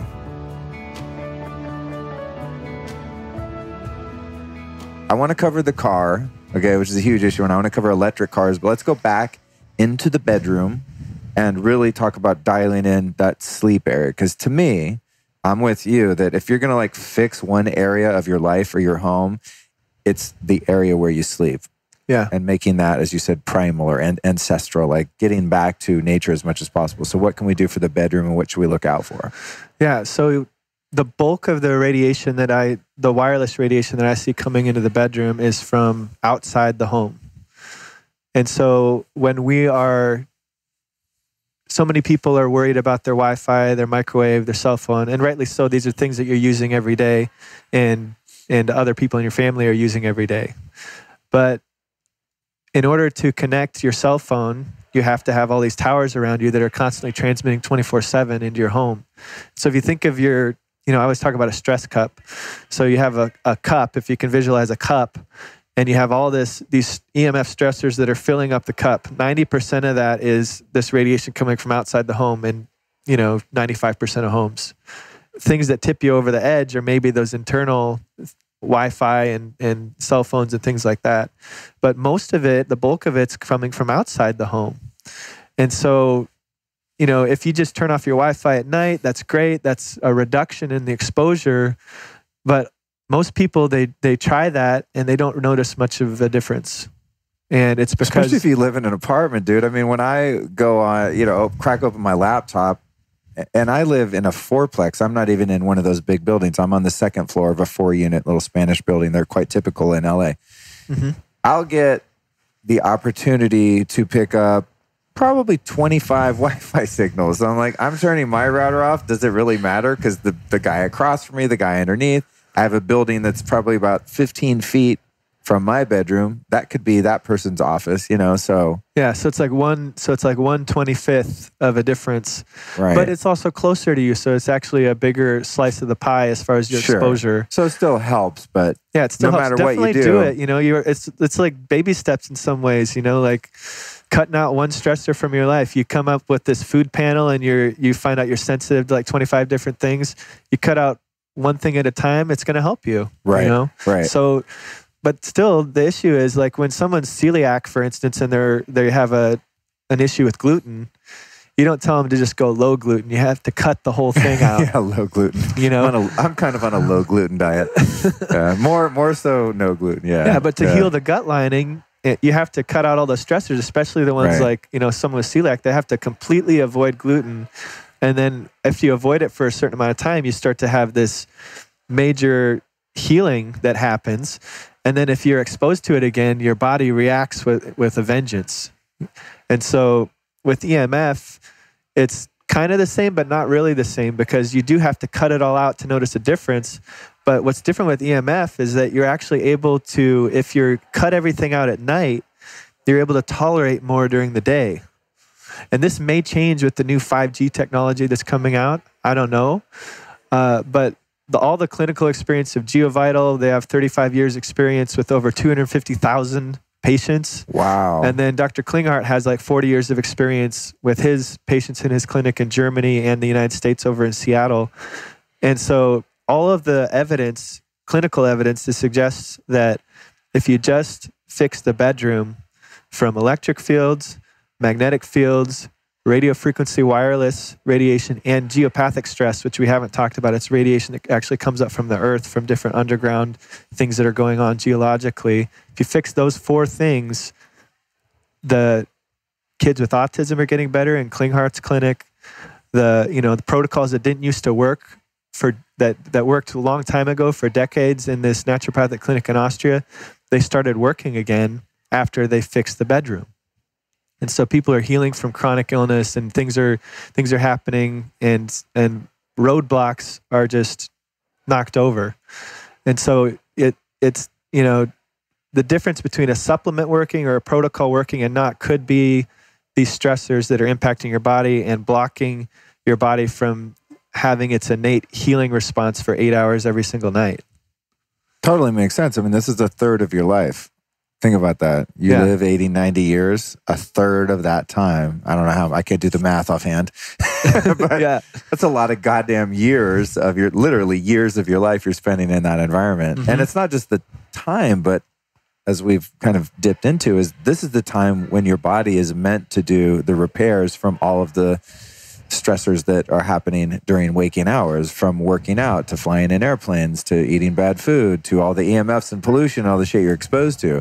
That's when your body's like supposed to be doing its rebuilding and its restorative mechanisms, right? Right. Yeah. And it can't do that with all this external stimulation coming in and stimulating the sympathetic response, raising your cortisol. And like we talked about earlier, when the cortisol is up, the melatonin goes down. And so melatonin is the body's most potent antioxidant, and it floods the brain when you sleep. And actually all your brain cells shrink by 40 to 60%, creating room in the brain for melatonin to come by and basically sweep and bind to all this oxidative stress and free radicals. It's oxidation that's aging us, and melatonin is an antioxidant. So it's basically sweeping all that out through the cerebral spinal fluid down into the circulatory system for the liver and kidneys to process and take out of the body. But if your melatonin is not highly concentrated enough because you've got the blue light and the EMF, then that process is not going to be as optimal. Right. And, not only that, but also melatonin is flooding, all the lymphatics and draining all the oxidative stress from every single organ in your body at different times in the night. When you sleep is when your body is doing its innate healing and repair. That's the time, when you get sick, you get tired, and you want to sleep. And so your body's default healing mechanism when it's going through some kind of stressor is to, dude, you need to lay down, rest, sleep. We have to repair something. And so, many of us have lived all our lives without having that truly working. So what we're doing when we're shielding an entire bedroom is we're awakening these dormant healing responses that are innately inside of us that we've never experienced before since we were born. Wow. And that's crazy, because we've all been born in this era where even pre-cell phone and pre-smart meter and all that, you're still having the electrical and magnetic fields and all that. Yeah.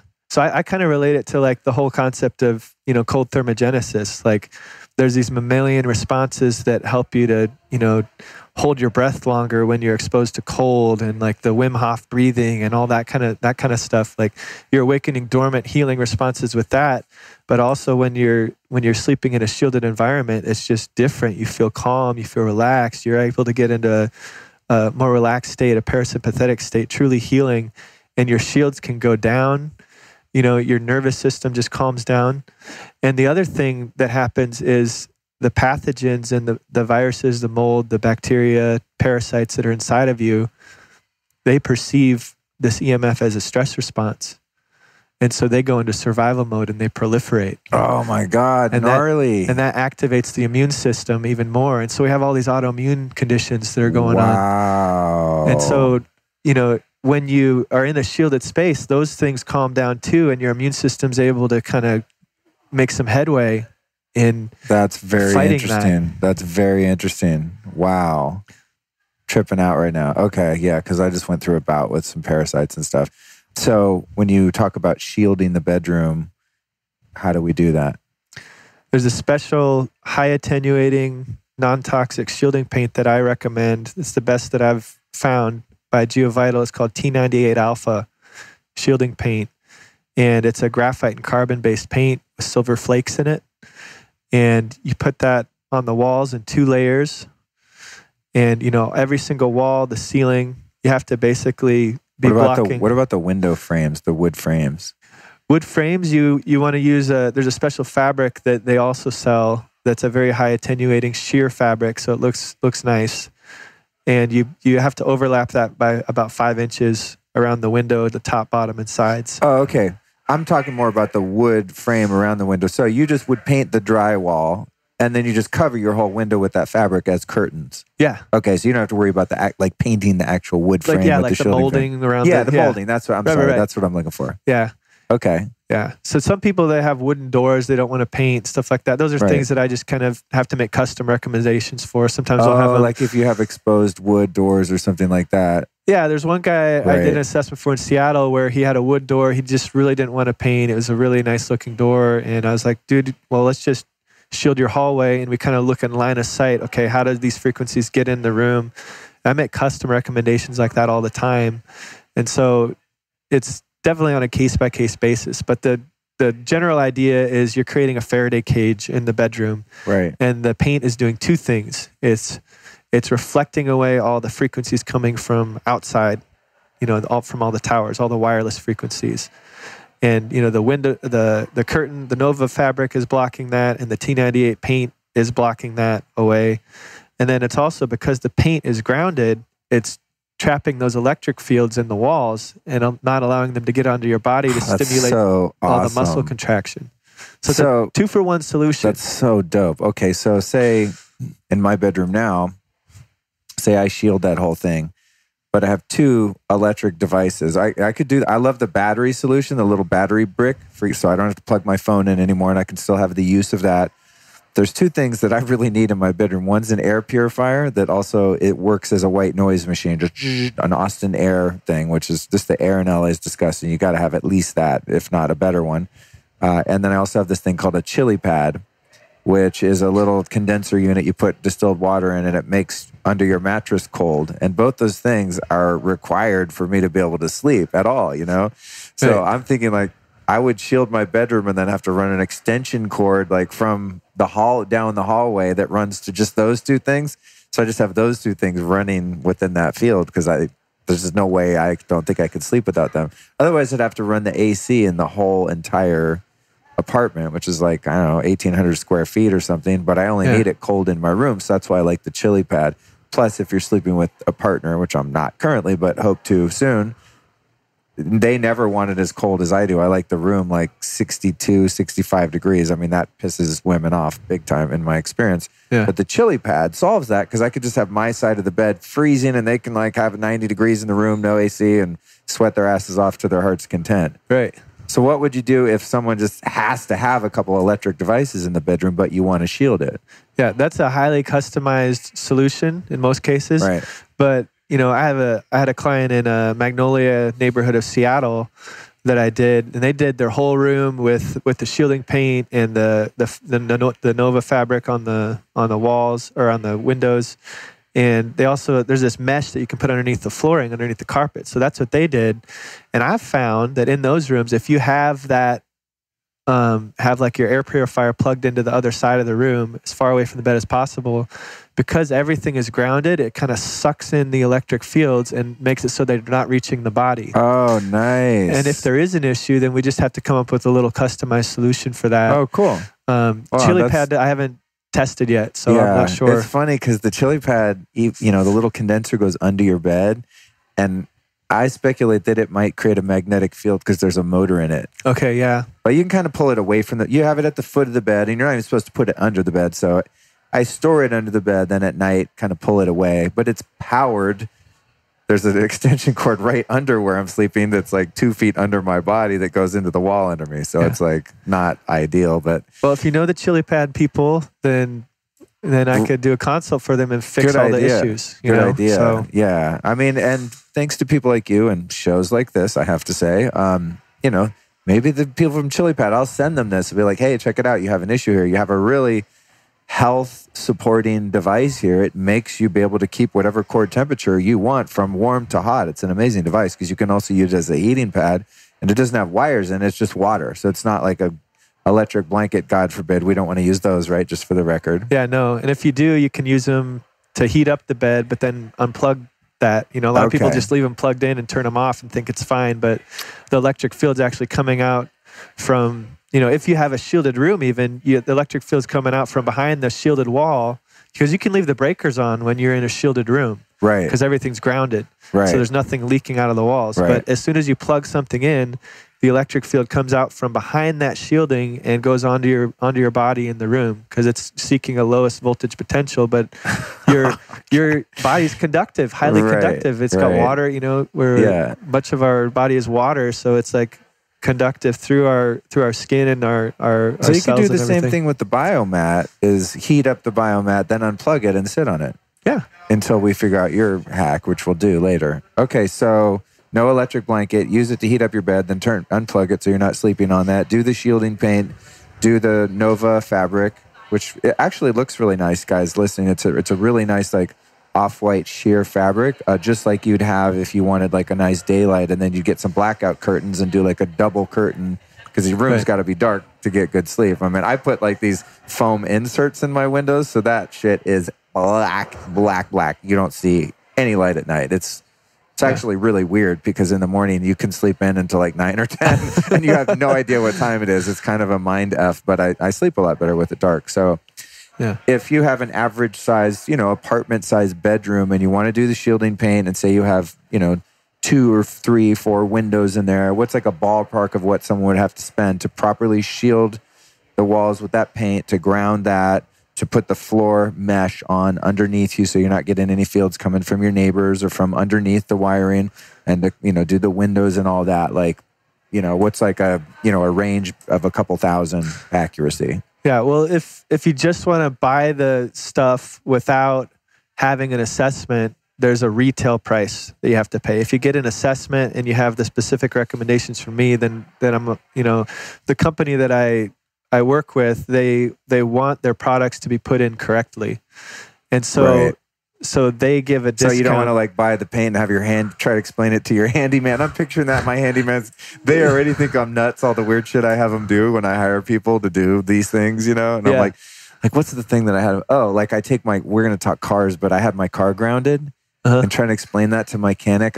I want this graphite strap to hang down and touch the ground, and then I want it wired to the frame, and then I want like this metal wristband in the car, and they're just like, you're nuts. But okay, if you're going to give us money. So GeoVital is going to give you a discount on some of these products because they want you to do it right, because it's going to work right if you have it properly installed. Yeah, because often, you know, someone will just buy the paint and they'll shield one wall because it's got a smart meter on the other side or something that's transmitting a signal all night long.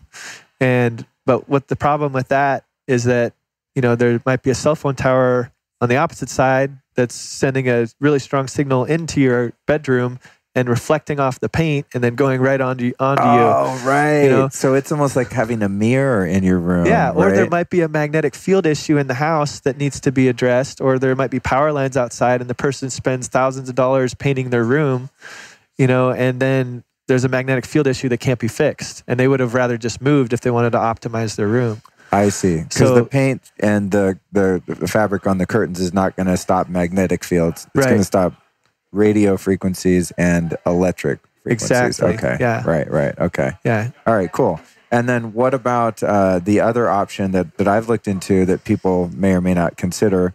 I think some of this stuff depends on whether you own a place or you're renting a place. Like I rent an apartment, so to put the mesh under the carpet, I mean, I'd have to remove everything, pay someone to come in and rip all the carpet up that belongs to my landlord, try to put the ripped up carpet back in or replace it, but it wouldn't match the other room. So it's just like, shit. So what I've thought of, because I don't own currently, hopefully will soon, is building my 4-post bed into a Faraday cage, just getting that fabric and just enveloping the bed and then putting something underneath the bed. So how could someone like make a Faraday bed? Yeah, they can do that with the same fabric we use for the curtains. And that's the only fabric out there that I know that has that sheer look and ability to have airflow come through. And it also is attenuating the higher frequencies up to 8 gigahertz. And, our Wi-Fi is operating at 5.8 gigahertz now. A lot of the things that you find online, a lot of the products are actually designed and developed in the late 90s.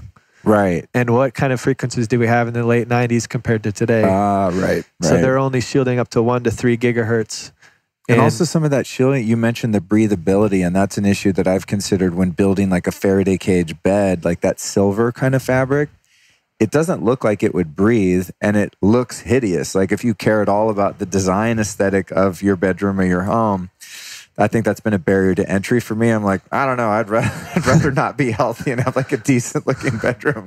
Right. Because it's just like, how do you explain that to someone? Oh, I have a Faraday cage. Sorry about this silver shiny fabric all over my bed. It's just weird. Yeah. But the Nova fabric, I mean, I just saw it downstairs. It actually is really nice. I'm not mad at having that anywhere in the house. It's actually looks nice, and the breathability. It's just like a sheer cotton is really what it looks like. Yeah. Whereas the other ones are like this metallic kind of foil looking fabric, which is bizarre to have in your house. Right. Yeah. Okay. So try to make it so the person doesn't look crazy. We can have a normal looking bedroom, not a Better Call Saul, like Mylar, everything all around. Exactly. Yeah. So and the GeoVital, they are an Austrian company. And Austrians, if you know anybody who's Austrian, they want everything to look proper and nice and beautiful, So with the shielding paint, it's a black paint, so you see this transformation of your room from a black paint, and there's 2 layers that you smash between the grounding tape, but then you can paint whatever color you want over it. So a lot of people always ask me, like, what colors does it come in? Well, it's just one color, it's black, but then you have to paint over it. So, and there's do-it-yourself videos that they have to walk you through the process. And then I make myself available for people that I do assessments for to guide them through the entire process and talk to their electricians, plumbers, painters, whatever, if you want to hire someone. So there's 2 options there. So, working with someone who's a professional, testing your room, building a Faraday cage around your bed if you don't want to spend the money and time to dial in the whole place by shielding it with the paint. Another option would be, like, I ran into these guys downstairs called, I don't know what their site is, but it's EMF Kill Switch. And they built this kind of breaker box that's custom built with a remote control where you can just like, at least just kill all the electricity in your room. But again, the issue with that is like, but I want my air purifier and my chili pad. So what am I going to do? Run an orange extension cord every night and every morning down the hall and have no electricity in the room? And it does not doing anything for the radio frequencies. Right. All the Wi-Fi and smart meters and cell towers and all that stuff. So, that's like another solution, but maybe not the ultimate. Yeah, and I use that. I actually talked to that guy, and the EMF Kill Switch is something that I want to start carrying as part of my arsenal of things that we can use, because sometimes it's not the breaker in the room that's affecting the room. It's a different breaker like downstairs. And so if we can kill the electricity in the floor, for instance, with that, we can turn that off, and then you don't need to do the mesh under the bed if you have like a wood flooring or something like that. Yeah. So there's different uses, and that's why it's very customized. And you really have to get an assessment done because that's the bottom line. You can't figure this shit out yourself. Yeah. And what do you charge for an assessment if you're to come in someone's home with all your crazy meters and really dial it in? It kind of has been changing as I've gotten more busy and everything. But like right now, my current rate is $997. And that includes 2 bedrooms and up to 2,500 square feet, and then $100 per additional bedroom. Oh, okay. Yeah, that's fair. So it takes a lot of my time, and a lot of people don't realize like how much time it does take to not only when I'm at the assessment for 3 or 4 hours in your home testing everything. And, it's a very interactive assessment that I like to do, and I'm explaining things, answering questions. But it's also, I have the support through the entire process, and I point you to the best products available to shield you from all this stuff, including the 5G frequencies that are coming that everyone's so intimidated about. Yeah. And I'm really trying my best to do my business with integrity and help people. And I'm a health practitioner, so I want to follow up with results. And so I've kind of got different things in the works where I'm trying to do this lab testing before and after. And I mentioned the stuff with the Aura Ring, measuring sleep. Yeah. So I'm excited about some of these new things that we can kind of do to help show people that this is really a thing. Yeah. And because I see people's symptoms disappearing overnight. There's one woman who is a neurosurgeon that I did an assessment for.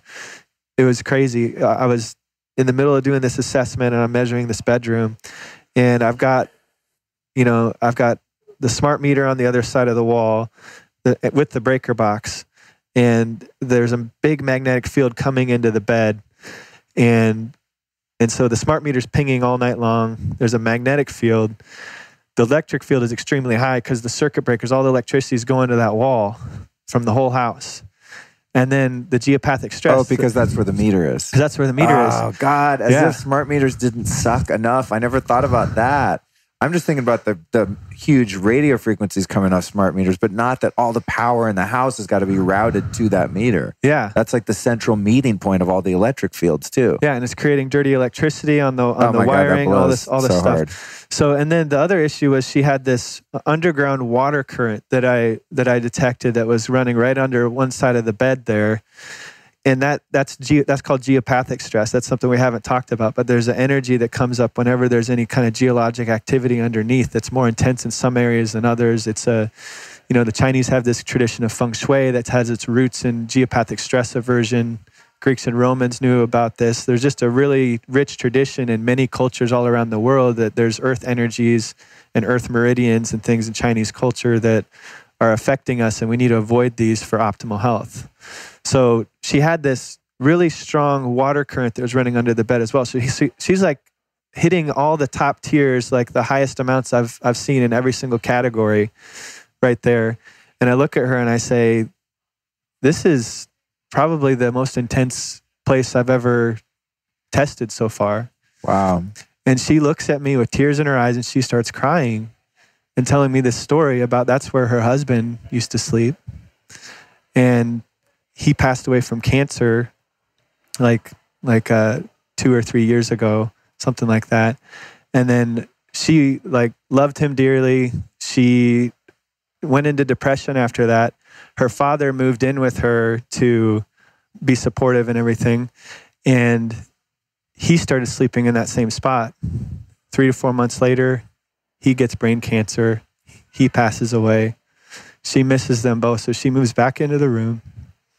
She starts sleeping in that same spot, and then she gets brain cancer several months later. Oh my God. And this is the smart meter room. Yeah. God, smart meters suck so bad, dude. I watched this movie called Take Back Your Power. I'm going to interview the director of it, Josh Del Sol, one of these days, and we can connect. But there's all of these case studies where they show just how dangerous smart meters are and people living right next to cell towers. There's one example where there was a cell tower next to this dorm in a university in San Diego or somewhere, and everyone that lived in that goddamn dorm got brain cancer. They're like, duh, it's 10 feet away from a giant cell tower. You know, it's like, it's the cancer wing. And what's crazy is, dude, is in LA, I see this all the time. I'll drive by hospitals or medical buildings, and there's huge cell towers like right in the rooms. I'm like, oh my God, the irony here is like this most sad, like black comedy. I'm like, oh my God, this is where sick people are going to get more sick. It's just insane. Yeah. Well, you got that, plus stacked on top of it's all the hospital food, you know? Yeah, well, yeah, and the lighting and all that, you know? And then it's big EMF issues in the whole entire place. I mean, we could have a 2-hour show just on smart meters in the interest of time. Plus, I have to go to the bathroom soon. Me too, man. You do? Okay. Yeah. Well, I mean, there's so much to cover. Maybe we'd need to take a break and come back. But if you hit emergency level, just let me know and we'll cut it off and we'll come back. But with the smart meter thing, there's one option some people have is to opt out and just demand that legally that the municipal power company comes and replaces your analog meter. There are some little screens and devices I've seen that protect it from firing out away from your house, or if you have it on your garage and it's facing your bedroom or something, you can stop that. But it sounds like the shielding is just the best way to go. if you can't just entirely get rid of the smart meter then. Yeah, smart meters sometimes just the straw that broke the camel's back, so to speak. It's something that definitely is an issue. It's causing multiple things that are going on in the home. It's causing dirty electricity to come onto the wiring. And if that's reaching your body, that can be more damaging than just regular electricity. But the regular electricity is damaging in and of itself. So my philosophy is, why fix half the problem by installing all these dirty electricity filters in the bedroom? Why not just fix the whole problem and shield the entire room from the electric field so the dirty electricity is not reaching the body anymore at all? And the signal's also not penetrating the room because you have a whole Faraday concept in the room. Right. We'll be right back after this important announcement. I want to tell you guys something I'm really excited about, and it's so timely right in the middle of this episode with Brian Hoyer all about EMFs. So at the time of the interview with Brian, he of course gave tons of recommendations and ways that you can mitigate the harmful effects of all of these fields that we're surrounded with.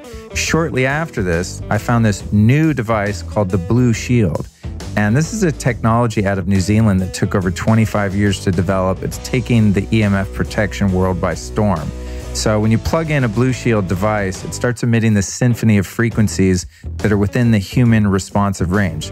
So then your body responds to the Blue Shield rather than your Wi-Fi smart meter or your cell phone. It's called sympathetic resonance. So your body would much rather respond to natural frequencies than man-made EMF in whatever shape or form they come in. So the Blue Shield stuff makes the old Schumann devices look prehistoric. So all these little things you stick on your phone and these clay balls, and I'm sure if you've been in the health scene for a while, you've seen all the EMF protection devices. I don't know. I'm just not sold on any of them. They're all kind of 90s, and I just don't get it. But the technology behind Blue Shield is the most advanced EMF protection on the planet. So developing this technology has taken them all these years, and they spent $2 million to develop these things. So I have the whole house filter. It's called the Cube.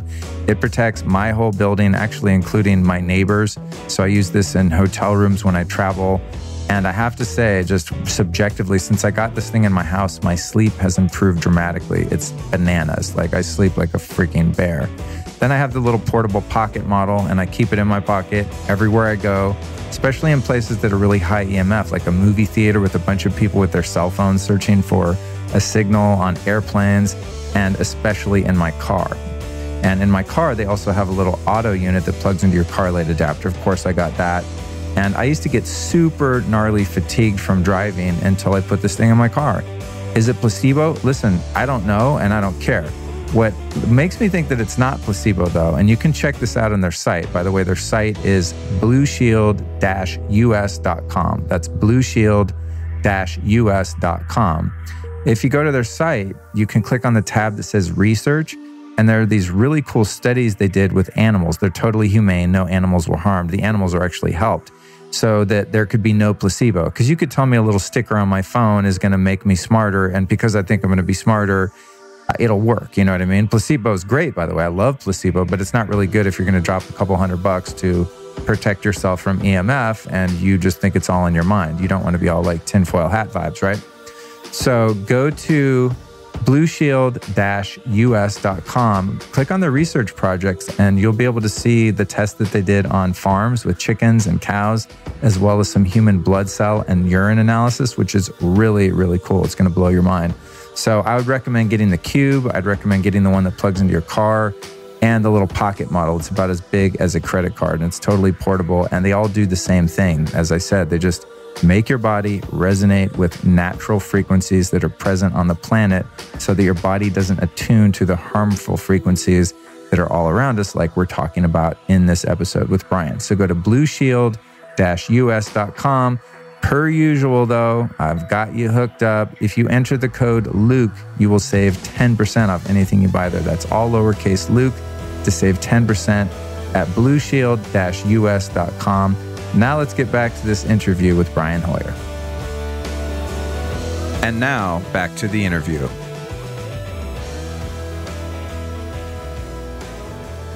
Okay, then the next thing I want to cover briefly, if we can, is grounding. And grounding technology, because this is terribly confusing, and all my listeners are also confused about it, the ones that even know what I'm talking about. all the guys that sell grounding technology devices say that it works and it helps you. A lot of the guys on the EMF mitigation side say that if you're using grounding devices and stuff, you're making things worse. So let me explain my situation. We talked about this briefly. I have a little narrow cotton sheet that has this conductive thread in it, silver thread, and I plug that in out my window into a spike that's going in some wet ground outside about 12 inches deep.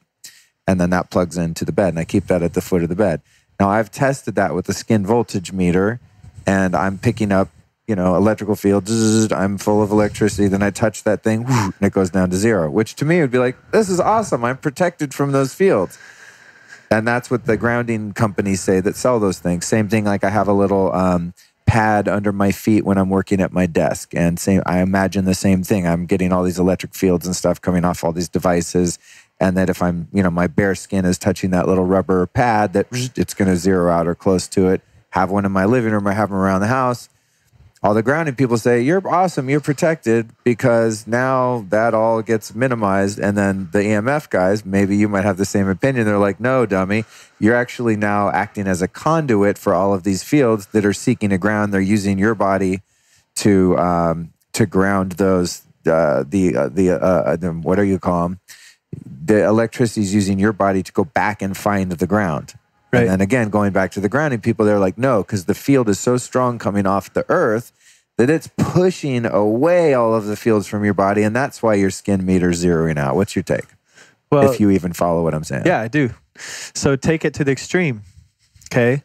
You've got that situation in your bedroom where you're on the grounding sheet and there's all this, and you have your body voltage meter, it goes down to 0 when you touch it.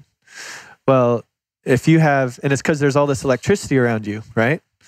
So if you have a low-hanging electrical line and you're grounded and you touch it and it's a high-voltage power line, what happens? I don't know. You get electrocuted. Okay. Okay. So you have all this voltage that's seeking ground and it's going right through your body to the ground. It's using you as a conduit, essentially, just like the EMF guys say. Okay. So when you're surrounding yourself with electricity and you're grounded, the same thing is happening. And I can measure voltage in the air and show that when your body is on the grounding pad, that voltage disappears from the air. No way. And it goes, so it's going somewhere and you can see that it's going to your body. I can be grounded and then I take my hand and put it over an electric field meter and the voltage goes down when my hand goes in front of it. So where is that voltage going? It's going right through my body to the ground. So you're essentially sucking in those electric fields and it's using you basically as a neutral wire that's returning to the ground. And that would be worse than you just free-floating ungrounded being exposed to electric fields? That I don't know. That's up for debate. So that's the debate. Yeah. Okay. But my thing is the best of the best, with no doubt, is getting rid of the electric fields around you and then being grounded. Ooh, nice. That's the ultimate solution. So it's still, the debate is whether it's best to be grounded while you're around the electric fields or not grounded around the electric fields. Right. That's my question. Yeah. And you don't have a definitive on that. I don't have a definitive answer on that. I just know that we reduce the voltage as much as possible. Yeah. In the bedroom, we like to see below 10 millivolts on your multimeter before you even touch anything that's grounding. And, I always tell people use grounding technology as a barrier between you and the electric fields, as a shield. Mm-hmm. Because then you don't have any voltage reaching your body at all. Because out in nature, we don't have voltage reaching our body. We never have for the history of mankind. Right. And so if you want to mimic our ancestral environment, you have to have 0 voltage and be grounded. And so, so that's what we do with the shielded room. That's the goal. Okay. So straight up, honestly, if you were me right now going back to LA, or anyone listening that is in their apartment thinking they're stoked because they have a little grounding pad by their computer, their little grounding, foot sheet on the bed, would you, and right now in my Airbnb here in Austin, I plugged into the wall in the ground wire and I have my little half sheet on my feet and I'm grounded. Would you personally do that? Or would you not use grounding technology when you're exposed to electric fields? I don't do it. If I have grounding technology, I'm setting my electronics on top of it to suck in that electric field into the ground before it reaches my body. I'd rather not have it reaching my body and have this high body voltage that's very stimulating. So give me an example of how you would say you have one of these rubber grounding pads that plugged into the wall. What would you put your laptop on top of it, or what do you mean by that exactly? If your laptop's plugged in, put it on top of it. If it's not, then it's running off a battery and there's not a AC current going through your laptop. So, and then if your laptop's grounded, there's a difference there too. But basically, you use the grounding pad. If you know that something's high in electric fields, wrap your cord in it.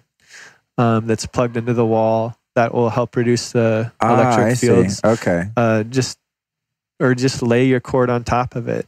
It's a way that you can use the technology in a smart way, and really, the grounding technology is. There's just a lot of controversy around it. I have my own opinion and philosophy. I just kind of always look at it from this 30,000-foot viewpoint of ancestral health.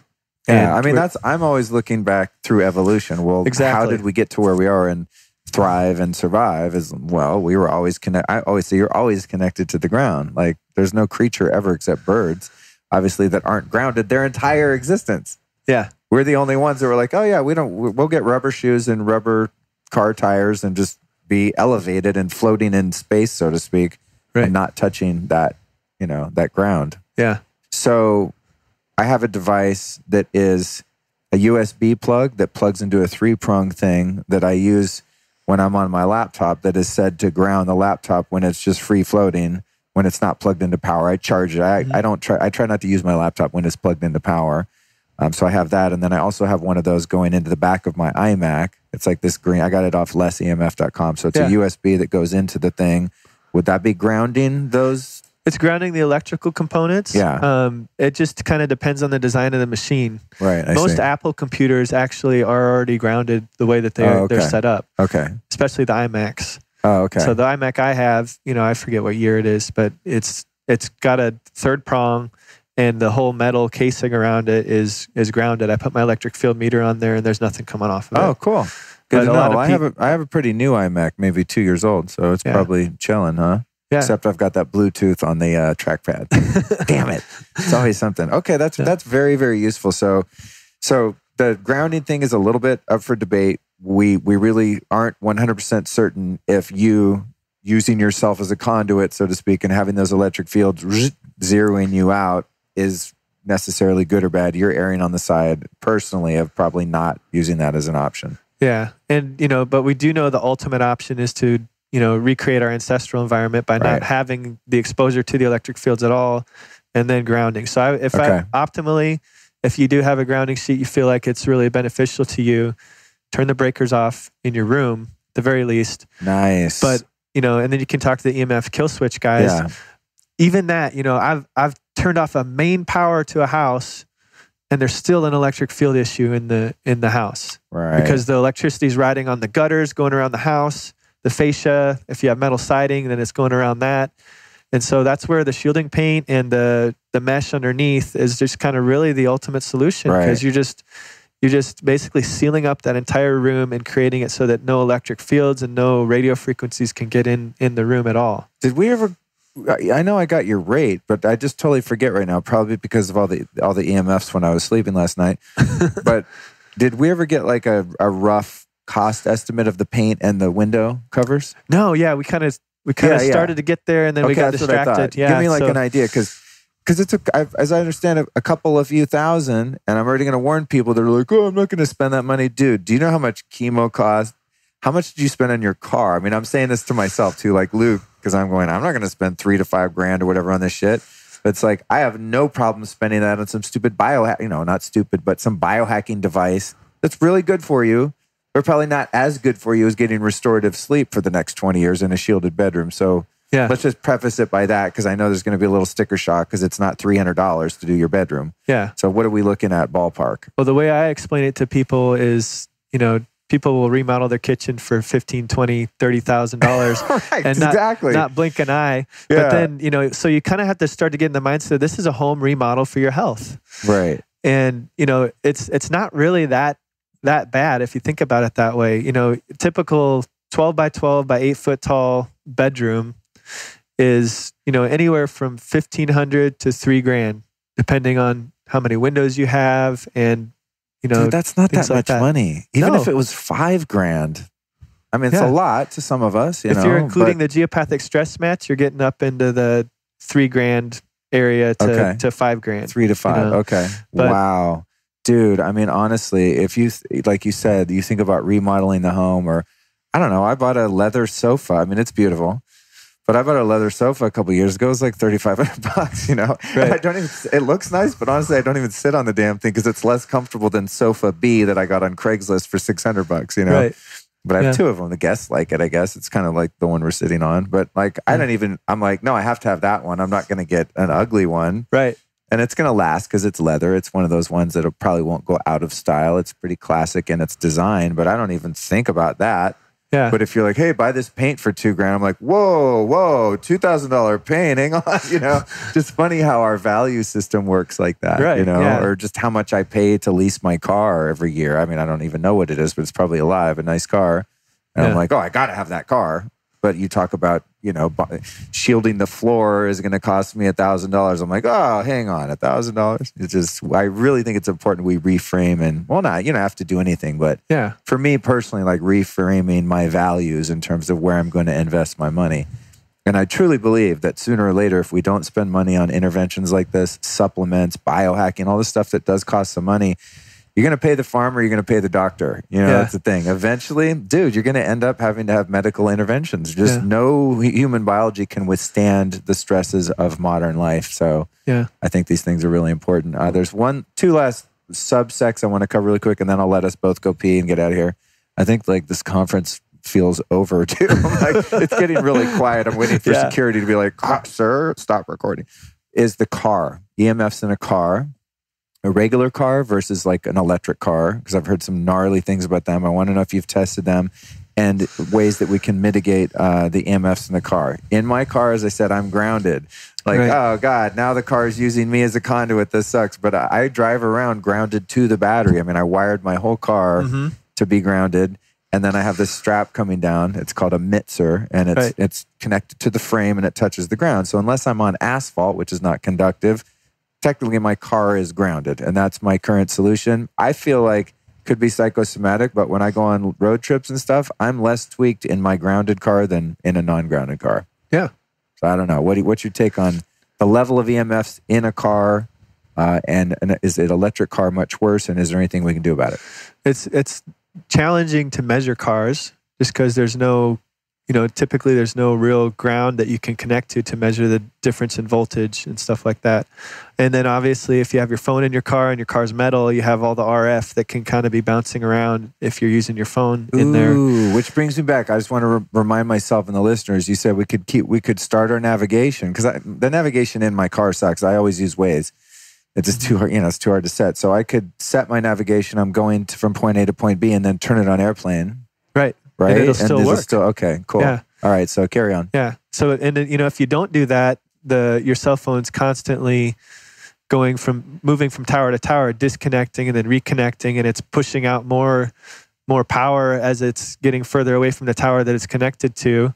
And then it's connecting to new towers, so it spikes back up. So actually driving in your car is much worse than just having your phone around with you connected to one tower that's just, stationary. Because it's a moving target of receiver versus signal. Damn, that's heavy. Okay. Yeah. And then the idea of it bouncing around, you're making kind of a reverse Faraday cage in a sense inside a metal car, because that signal's then there's windows, but there around. is some bouncing around that does happen. Okay. But it's not like laser beams and mirrors. Right. It's more like, like it bounces off, loses some energy, and bounces off again, loses some energy. So it's not like a microwave necessarily. What's your take on grounding the car? Grounding the car, I think it sounds like a good idea to me. I've actually consulted with a car company that's wanting to shield these cars. First time we've ever had shielded cars. And so Dude, wouldn't it be sick to have a Faraday cage car? Yeah, we're working on that. Oh, dude. It's challenging because when the car is moving, there's the electric fields. That's what the grounding kind of takes care of. But then there's also the magnetic fields. And so, the battery has a magnetic field. The motor has a magnetic field. Ooh, I bet. Even the wheels spinning creates a magnetic field, even though there's no motor. Just the spinning of the wheels creates a motor. Just like an electric toothbrush, it causes an AC magnetic field just because the wheels are spinning. Oh, interesting. So that is an issue. But there's a material that you can use to shield the magnetic field, and I'm working on maybe doing some car kits for that. When I get back from this trip, I'm actually gonna install that in my car and test it out and see how it goes. Awesome. Okay, I love that. And would you say an electric car produces gnarlier, more dangerous fields than a normal gas guzzling car? Surprisingly, no, but with the disclaimer, because it heavily depends on where the batteries are at and what's going on. So I've heard in a Tesla, the battery's right under your seat and you're just frying the shit out of yourself in a Tesla. Have you seen any evidence to support that? I haven't tested a Tesla. Okay. I'm really big on testing everything before I make big, bold statements. I like that. It's important. It's important because a lot of people like me you hear memes like, oh, the Teslas are high EMF. It's like, well, one person could have said that online and then it spreads and I go around telling, don't buy a Tesla. And it's like, there's actually no truth there. Right. You don't really know until you have a video camera and a meter. Yeah. You know what I mean? And someone that knows how to read the meter. Yeah. I've tested a Nissan Leaf. I didn't find a bigger issue than in a normal car. Normal cars have a motor, and have you tested a Prius? No, I've tested we have a hybrid actually, Toyota Highlander hybrid. Okay. And when I was getting cars, I bought a car on this trip actually because I needed one for the tour, and I was going to borrow a buddy's car when I came out here. Anyway, I was testing cars when I was getting ready to purchase one, and I was like, oh, there's a hybrid. I can get better gas mileage, carry the whole family. I got 3 daughters, and we travel around the country doing these EMF tours all over. So I tested that, and I tested a Jeep, and they were the same for the magnetic field. Interesting. Magnetic field is the biggest issue in the cars because you're getting like 6-8 milligauss, and you want it to be below 0.5 milligauss. Wow. So, but I didn't see much difference between the two. So I went ahead and got the hybrid. And then I'm just like, okay, I'm just going to shield this when I get home. Cool. And have you ever tested the electric fields coming off heated seats? Not the electric fields. I've tested the magnetic fields, and there is an issue with that. Okay. Because when I turn on, I love my, it's not that cold in LA typically, but every once in a while it gets a little chilly. And I turn on my heated seats and I'm like, I don't know. It starts making me feel sick. I swear to God. After a couple minutes, I'm like, it feels good on my back and it's like cozy, but I'm like, it just doesn't feel right. My body doesn't like it. Yeah. So with that, I mean, people who live in colder climates, you can do the same thing you do with the electric blanket. Just turn it on, heat up the seat, then turn it off, and it's warm, but it's not creating that magnetic field. All right, good stuff. And then lastly, airplanes. When I get on an airplane, I do a couple different things sometimes. You hear Mercola and some of Jack Cruz, some of these guys say, oh, when you're you can ground to the grounded system in the plane. Obviously, it's not touching the ground, the real ground, but it's grounded, so all the electricity is just not flying around like mad. Is that you take your bare foot and you touch like some metal on the seat in front of you or whatever. I'm usually not in a seat where I can reach the metal because I don't like small seats. I'll wait to take a trip and get a good seat. So what I started doing is bringing a little grounding pad and plugging that into my outlet, or bringing a little wrist strap, like a anti-static wrist strap, and just keeping myself strapped in. And I told Jack Cruz that. He's like, you're insane. Don't do that. You're going to pick up the blah, blah, blah, whatever. Just touch your bare foot on the metal seat in front of you and it's grounded. Da, da, da, da, da. Any ideas on how to mitigate the EMFs on a plane and grounding and all that? I think a lot of these people haven't even tested what's going on. Right. It's all speculation. No, it's all speculation. Bro science. Yeah. I haven't, when I take my meters whenever I'm traveling around and I'm on an airplane and with me. And so I test the magnetic fields like next to the jet, the motor and the engine and everything. Cool. And surprisingly, I haven't found a huge magnetic field issue, even though I still think that getting away from that just because of the sound and the stress that it causes being next to the engine is an issue. But the electric fields, I just haven't been able to test reliably because I haven't been able to ground properly in there. Because when you're testing voltage, you need a ground to test the difference in voltage from one surface to another. And you can't get grounded in a plane because you're in the goddamn sky. Yeah. So there's a ground to the plane, like lower voltage and higher voltage, that they run with the wiring and stuff, but it's not true ground, obviously. Yeah. And so you don't really know what's going on in there. Someone asked me, they're like, what do you think? There's like a strap hanging down touching the mountains you're flying over? I'm like, no, I know it's not grounded, but I feel like it's better than just being free floating within that electric field, but you can't really test those because it's not grounded. What about the radio fields, about Wi-Fi in the plane and all that? Yeah, that's very intense. Even before we had Wi-Fi, we had jet lag. Even before people had cell phones, everyone had a cell phone. We had people that had jet lag. That's been a thing for a long time.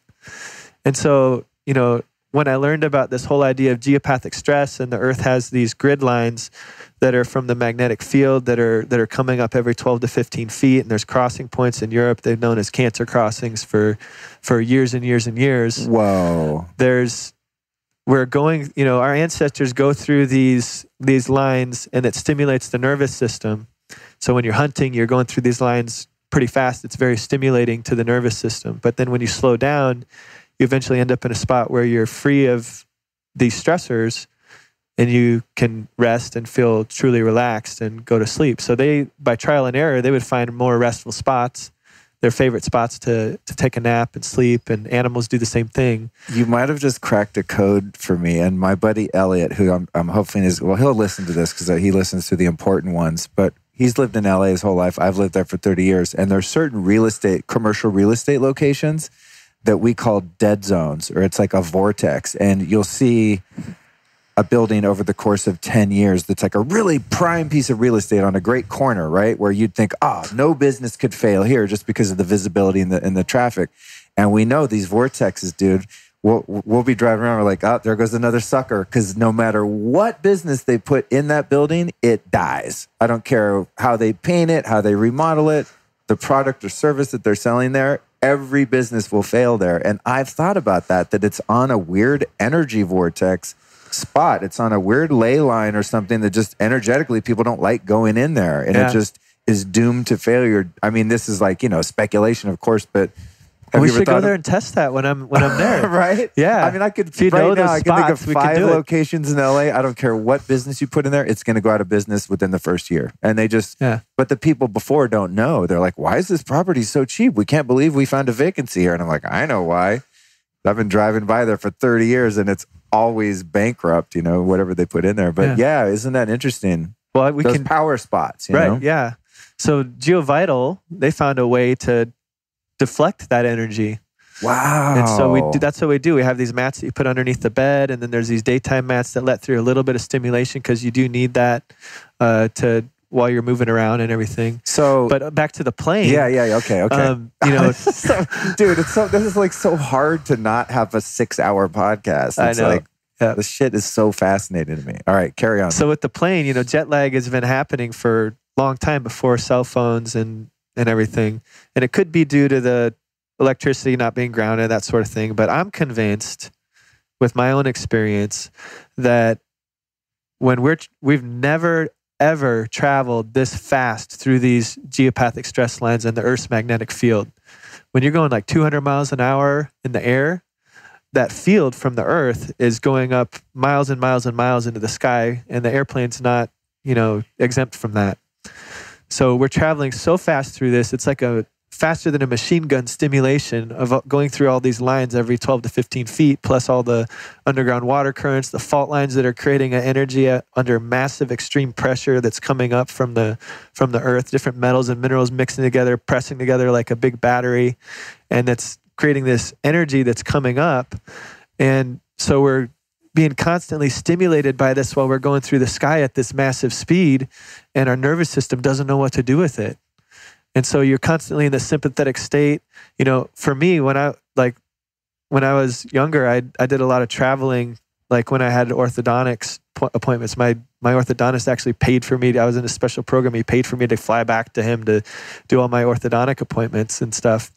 So I was traveling a lot then. And I remember even back then, before I knew about any of this stuff or was into health, I would just get so sleepy on the plane. I'd just be like, oh, I just feel exhausted almost immediately, like about halfway through the flight. And I just, I couldn't handle it anymore. I had to fall asleep. And it's because I think looking back now that it's because of all that stimulation of the nervous system that you get from these sheets of energy that are rising up from the earth. That's fascinating, dude. I, more so than any human being I've ever met personally, get destroyed by flying. Flying is my kryptonite. And you should see me on a plane, dude. It's like, no one likes to fly with me because it's such a spectacle. All the shit, all the supplements, all the devices. I mean, I usually buy a business or first class ticket because I'm just tall and I want to be comfortable. And because I have all this shit that I do to make flying devastate me less. And I'll even, like I was coming here for this event. I spoke on Saturday, yesterday. Today's Sunday. The event started on Friday. I had my original ticket for Wednesday just to have Thursday to totally rest and recuperate just from flying from LA to Austin. Right. A 3-hour flight. I can feel it. I can't. My word recall goes down. I feel brain foggy. I feel lethargic. I'm inflamed. It's just horrendous. So I've thought about I never thought about those, the ley lines and all that stuff like you're talking about, but just the stress to the human body that's not meant to be that high up. Yeah, that disconnected too. from the magnetic field of the earth and just traveling through space and time and picking up all that static electricity that's inherent to moving through air that fast. I mean, there's so many different components. Yeah. And it just wrecks me. But what you just explained solved another riddle. I get jet lag symptoms from driving. Yeah. Especially long road trips. Mm-hmm. I recently drove down to Joshua Tree to go to a yoga fest there. And I'm like, here we go. And it's going to take me hours to recover from that long drive. And I'm like, I guess it's because the human body does not like to be going 80 miles an hour.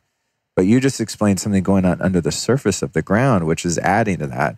Now, 2 hacks I discovered for anyone listening that really helped on my recent road trips is I have a molecular hydrogen gas machine by Vital Reaction, and I huff that shit like every 20 minutes. And then I have my Nano V. Those guys are here at the conference. And I have those 2 devices in there, and I just alternate between them the whole time. And both of those reduce oxidative stress and inflammation. And so that helps a lot, but still, it's brutal. I got another one you could add in. Ooh, good. So the daytime mat that we use is a very small mat that deflects this geopathic energy. I took it on a flight with me. I want one. And yeah, right now. You I'm like, shit, can I get one for the flight home tomorrow? You can't have any metal above it for it to work, because the way it works is it's got this field that it's producing, and it's measurable with different types of meters that they have when they're testing it and energizing it, and it will deflect this energy in about a 50-foot circumference. What? But so I have to. I tested this out. I set it between the seats. You have the little metal that comes down in front of you on the footrest or whatever, and so you have to put it there and just place your feet on top of it. You're not supposed to squish it or do anything with it, like as far as compressing it, but it's not really meant to have your feet on top of it. But I have to do that because there's no other place I can set it where there's no metal above. You're talking about on the plane? Yeah, on the plane. But the metal above you in the ceiling of the plane is okay. Yeah. And can you use it in your car? You can, and I've done that a little bit, but so you mean no metal immediately above it? Yeah, immediately above it. Okay. Yeah. It can't be directly above it. It just needs to have, space to deflect, because when the geopathic stress energy comes up to the mat, it kind of whooshes it out the sides.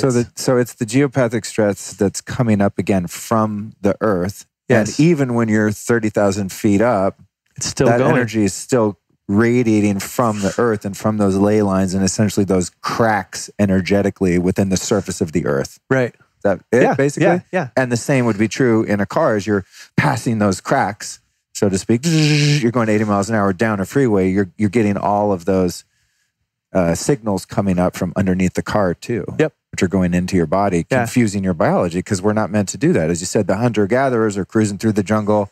They're crossing over those, and they're in this fight or flight thing, which is great for hunting. Yeah. But then they find a place to go set up their teepee and chill that's not on one of those, because intuitively they're so in tune with the planet at that point, going back in evolution, paleo people, that they're like, cool, we're set up our little camp right here, not on one of those stressful lines underneath the ground. Right. Yeah, exactly. Cool, dude. Yeah. This is amazing. So I had that on a flight, and my jet lag, I just didn't have it. It was amazing. No way, bro. How much are these fucking things? About, $378. I'm in right now. Where do I give me the website? I'm like, can I have FedEx one here today and have it here tomorrow? No, it's only a 3-hour flight back to LA. It's not that bad, but I'm on it. So that's so cool. And so in an airplane, how big are these mats? They're about 2 foot by 15 inches, something like that. And so I'd have this between, under my feet, between me and the seat in front of me. Yeah, I'll show it to you downstairs. Oh, you have one with you? Yeah. Oh, cool. Oh, man, that's so cool. Wow. What a hopeful note to come to a close on. Dude, I think we covered just about everything. Of course, the minute we stop recording, I'll be like, oh, there's 5 more things. But we'll do a part 2. We'll do a video, next time you're in LA. I really want to show people everything we've just talked about, because hearing it's one thing, but seeing is another. And I think people really get the benefit from this. Yeah. But man, I thank you so much for providing so much value and so much information. As you can see, I'm so excited about this topic and I just geek out. And as I said earlier, this is one of the top questions I get from people, because it's so confusing if you don't have someone with the meters that knows how to read the meters, and then once you get the data back from the meters, what to do about it in a way that actually works. Yeah, and I'm trying to bring hope to people and help them to realize that if we just shield the bedroom, you can have 100% compliance. A lot of times when we're doing these things for our health, it's like pulling teeth, getting your kids or your loved ones to do something, to eat the right food, to take the supplements, to do the therapy, get in the sauna, do this or that. But just go to bed. Yeah, you can do that. This is great for my audience too, because a lot of them buy into some of the practices I do. But then there's the people too that are like, dude, I watch you and it's entertaining to watch your goofy lifestyle. They're saying this to me in messages and things like that. But they're like, really, how do you have a life? I can't do all the stuff you do. It's just too much. I want to just be a normal person. So this is a great solution for the people that don't want to go to the extremes that someone like me or like a Ben Greenfield go to, because I just enjoy all the processes of playing with all the biohacking technology and the new supplements and this and that. I mean, it's just fun to me. It's not a chore, and I'm habituated to just do all these routines because it's interesting. It's like my hobby. But some people aren't interested in this shit, but they want to be healthy. So I like where you're going. The sleep is the most compliant, accessible practice. If you can dial in your bedroom in the ways that we've discussed, then it's like literally all you do is just go to bed, dude.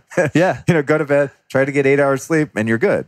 Yeah. 8 hours of healing therapy every night. People, trying to get their sauna in, this therapy, that therapy. This, you don't have to adjust any time. You're already going to be sleeping. Might as well be in a healing space. Absolutely. And on a closing note, you might as well be making love in that healing space too. And I like that you threw that in there because I never thought about that. Smashing in a Faraday cage, part 2. Well, listen, man, thank you so much for joining me. You've taught me, I've been studying this stuff for years. And I think in this 2-hour conversation, I've learned more than all my years of research on this. You have a really good way of, bringing the science, but presenting it in a practical way. So thank you for teaching me and the audience so much.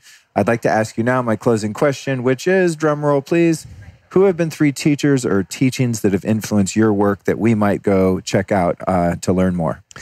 Sure. Yeah. I did a lot of training with Dr. Klinghardt. I definitely recommend looking into his training and his, he's got a lot of videos on YouTubes and lectures and things like that. So he's somebody that's very influential in my life. And I'm actually going to a conference with him and Dr. McCullough this Friday and getting some more interesting training with him and Joe.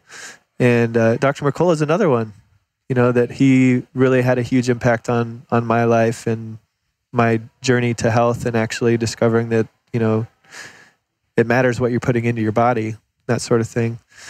And let me see the last guru or whatever that I can't think of another one that I really can say, like, this is a key person, That's fine. But GeoVital is they've been doing this for a long time, and I feel like they were kind of my missing piece. I needed a good professional solution. So you can go to the GeoVital website and awesome. check them out. Any other websites or social media plugs that you want to throw in there? Yeah, so my business name is Shielded Healing, and you can go to shieldedhealing.com and kind of, I do tours all around the country, throughout the year.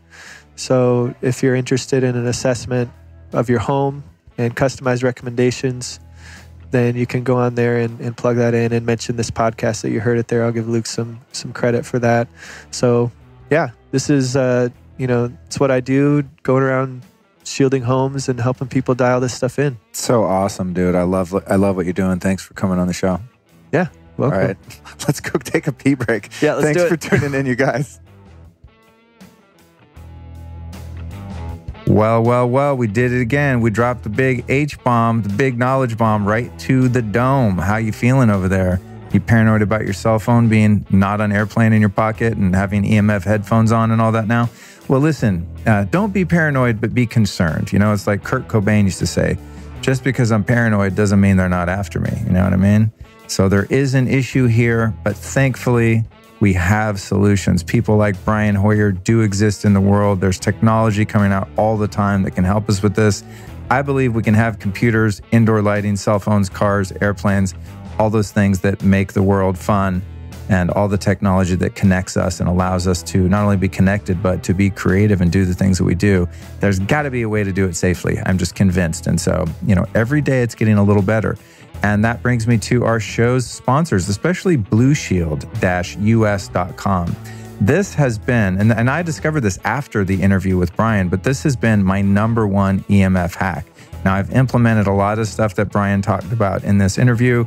I'm going to do more of it. I'm definitely doing the Faraday bedroom or the Faraday bed, whichever comes first. I'm over it. Like, I want to be just totally just nuking out all fields when I'm sleeping in my home, at least for 8 hours a night, right? And, I always keep my phone on airplane. There's a lot of things that I do. I still use the grounding technology here and there. I know that, I don't know. The verdict is still out for me on that one. I'm just not sure. But one thing I am sure of is that blueshield.us.com has got some really amazing technology, and I use this stuff every day. I've got one on behind me, 2 feet behind me right now. I carry their pocket unit with me all the time. I'm going to take it to New York Colorado next week on a trip, then New York, taking that on the airplane. I've got one in my car. So I use the Blue Shield technology nonstop now. And there's, just evidence to the fact that it works like no other EMF protection stuff out there. A lot of the stuff out there is just hippy dippy, little clay balls and crystals and pendants you put around your neck and stickers you put on your phone. I don't know. I'm just not convinced. Due to the Blue Shield animal studies that they've done, and no animals were harmed. They were only helped, by the way. I'm just convinced in the fact that I sleep like a beast now that I've got the Blue Shield cube unit in my house. So that's my first line of defense, and I think the easiest one, in addition to a lot of the things that Brian suggested. So to check that out, you can go to blueshield-us.com. That's blueshield-us.com. And here's what's up. If you use the code Luke over there, you will save yourself 10%. So go to blueshield-us.com, use the code Luke and save 10%. Next up, we've got my friends over at biomehealth.com/lifestylist, where you can save 15% off your order using the code lifestylist. Biome, of course, does really great gut health testing and then provides an amazing probiotic that features not only beneficial bacteria, but beneficial fungus. So it's an amazing test, totally not gross to do. I mean, you do have to swab your poop a little bit, but not like big jars of it or anything. So definitely worth doing. Gut health, crucial to your overall health. Go to biomehealth.com/lifestylist. That is spelled BIOHM, biomehealth.com/lifestylist. Then our buddies over at Organifi. I mean, come on, you guys. Or if you haven't tried Organifi by now and you're listening to my show, you got a thick skull. I'm just going to tell you straight up. You got to go to Organifi with an I, Organifi.com/Luke. Save 20% off with the code Lifestylist. Man, they got the green powder over there.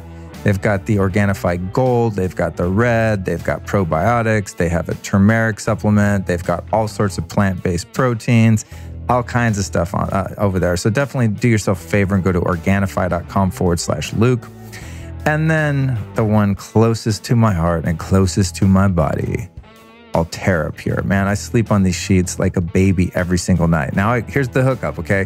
I got my Blue Shield EMF protection, which is knocking down, well, it's actually not knocking down the EMF fields in the house, but it's resonating my body with a healthier field.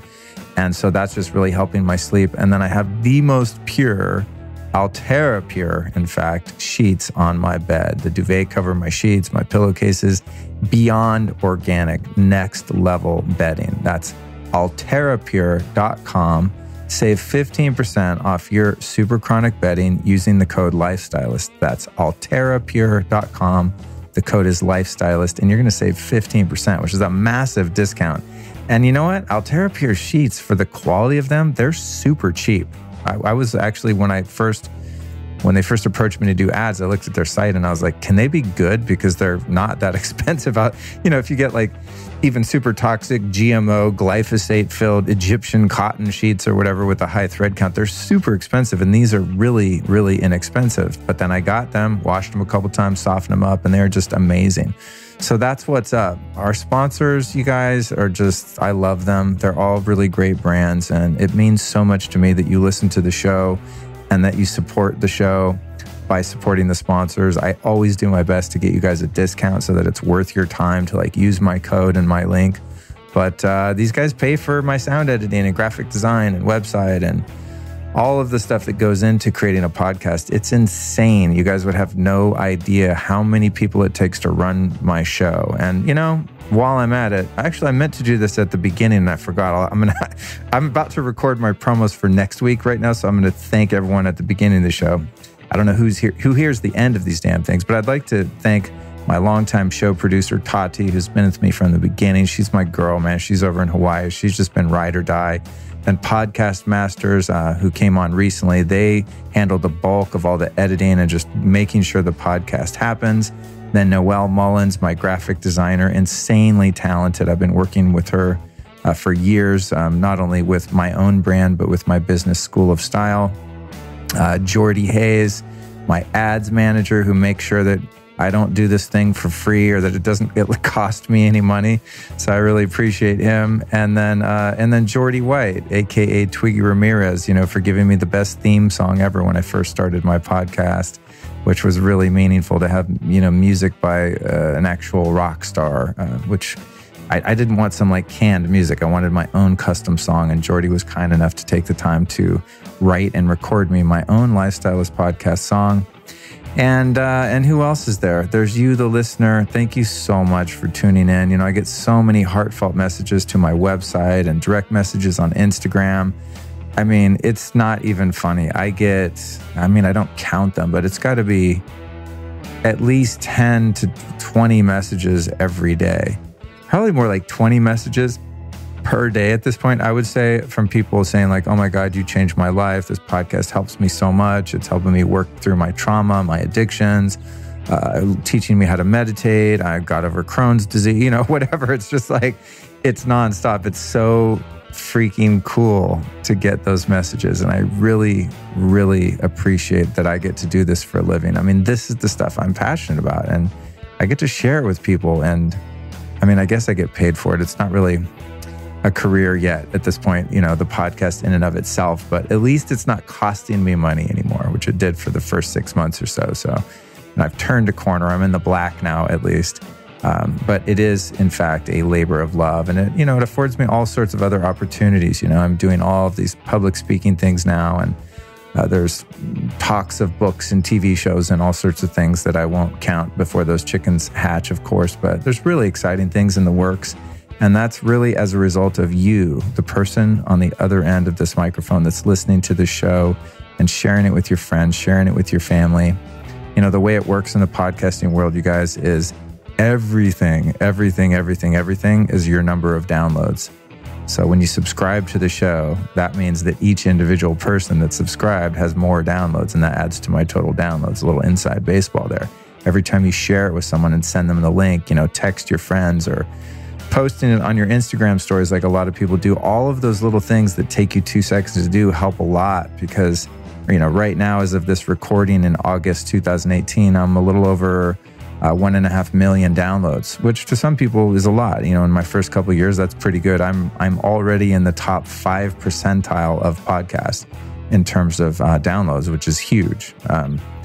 I'm doing well, but I'm looking at people like Tim Ferriss and Joe Rogan and Lewis Howes and Rich Roll and these guys that have been in the game years longer than me, and they're getting hundreds of thousands of downloads per month, and I'm like, I need to be there. So I'm trying to be patient with myself and earn my way. But everything that you do to support really helps my morale and my confidence to keep doing what I'm doing. And seriously, every time you just text the show to a friend or email an episode to someone, it really, really adds up. When 20,000 people hear an episode and they share, each one of those persons shares it with one person, that's, collectively and ultimately has the potential to be another 20,000 downloads that week. You know what I mean? So it really does add up. So if you're hearing this at the very end of this very long episode, I'm 10 minutes into my outro, 10 minutes and 18 seconds. If you're hearing this, you're a super fan, and you wouldn't be here otherwise. You would have heard part of the interview. I'm like, cool, got it. Got the info. Later, Luke. But you're here with me. And from the bottom of my heart, I truly love you. And thank you so much for tuning in. I'll be back on Tuesday with Mushroom Magic, Nature's Best Medicine for Your Brain and Beyond with Jeff Chilton, episode number 158. This episode of the Lifestylist Podcast was produced by podcastmasters.net.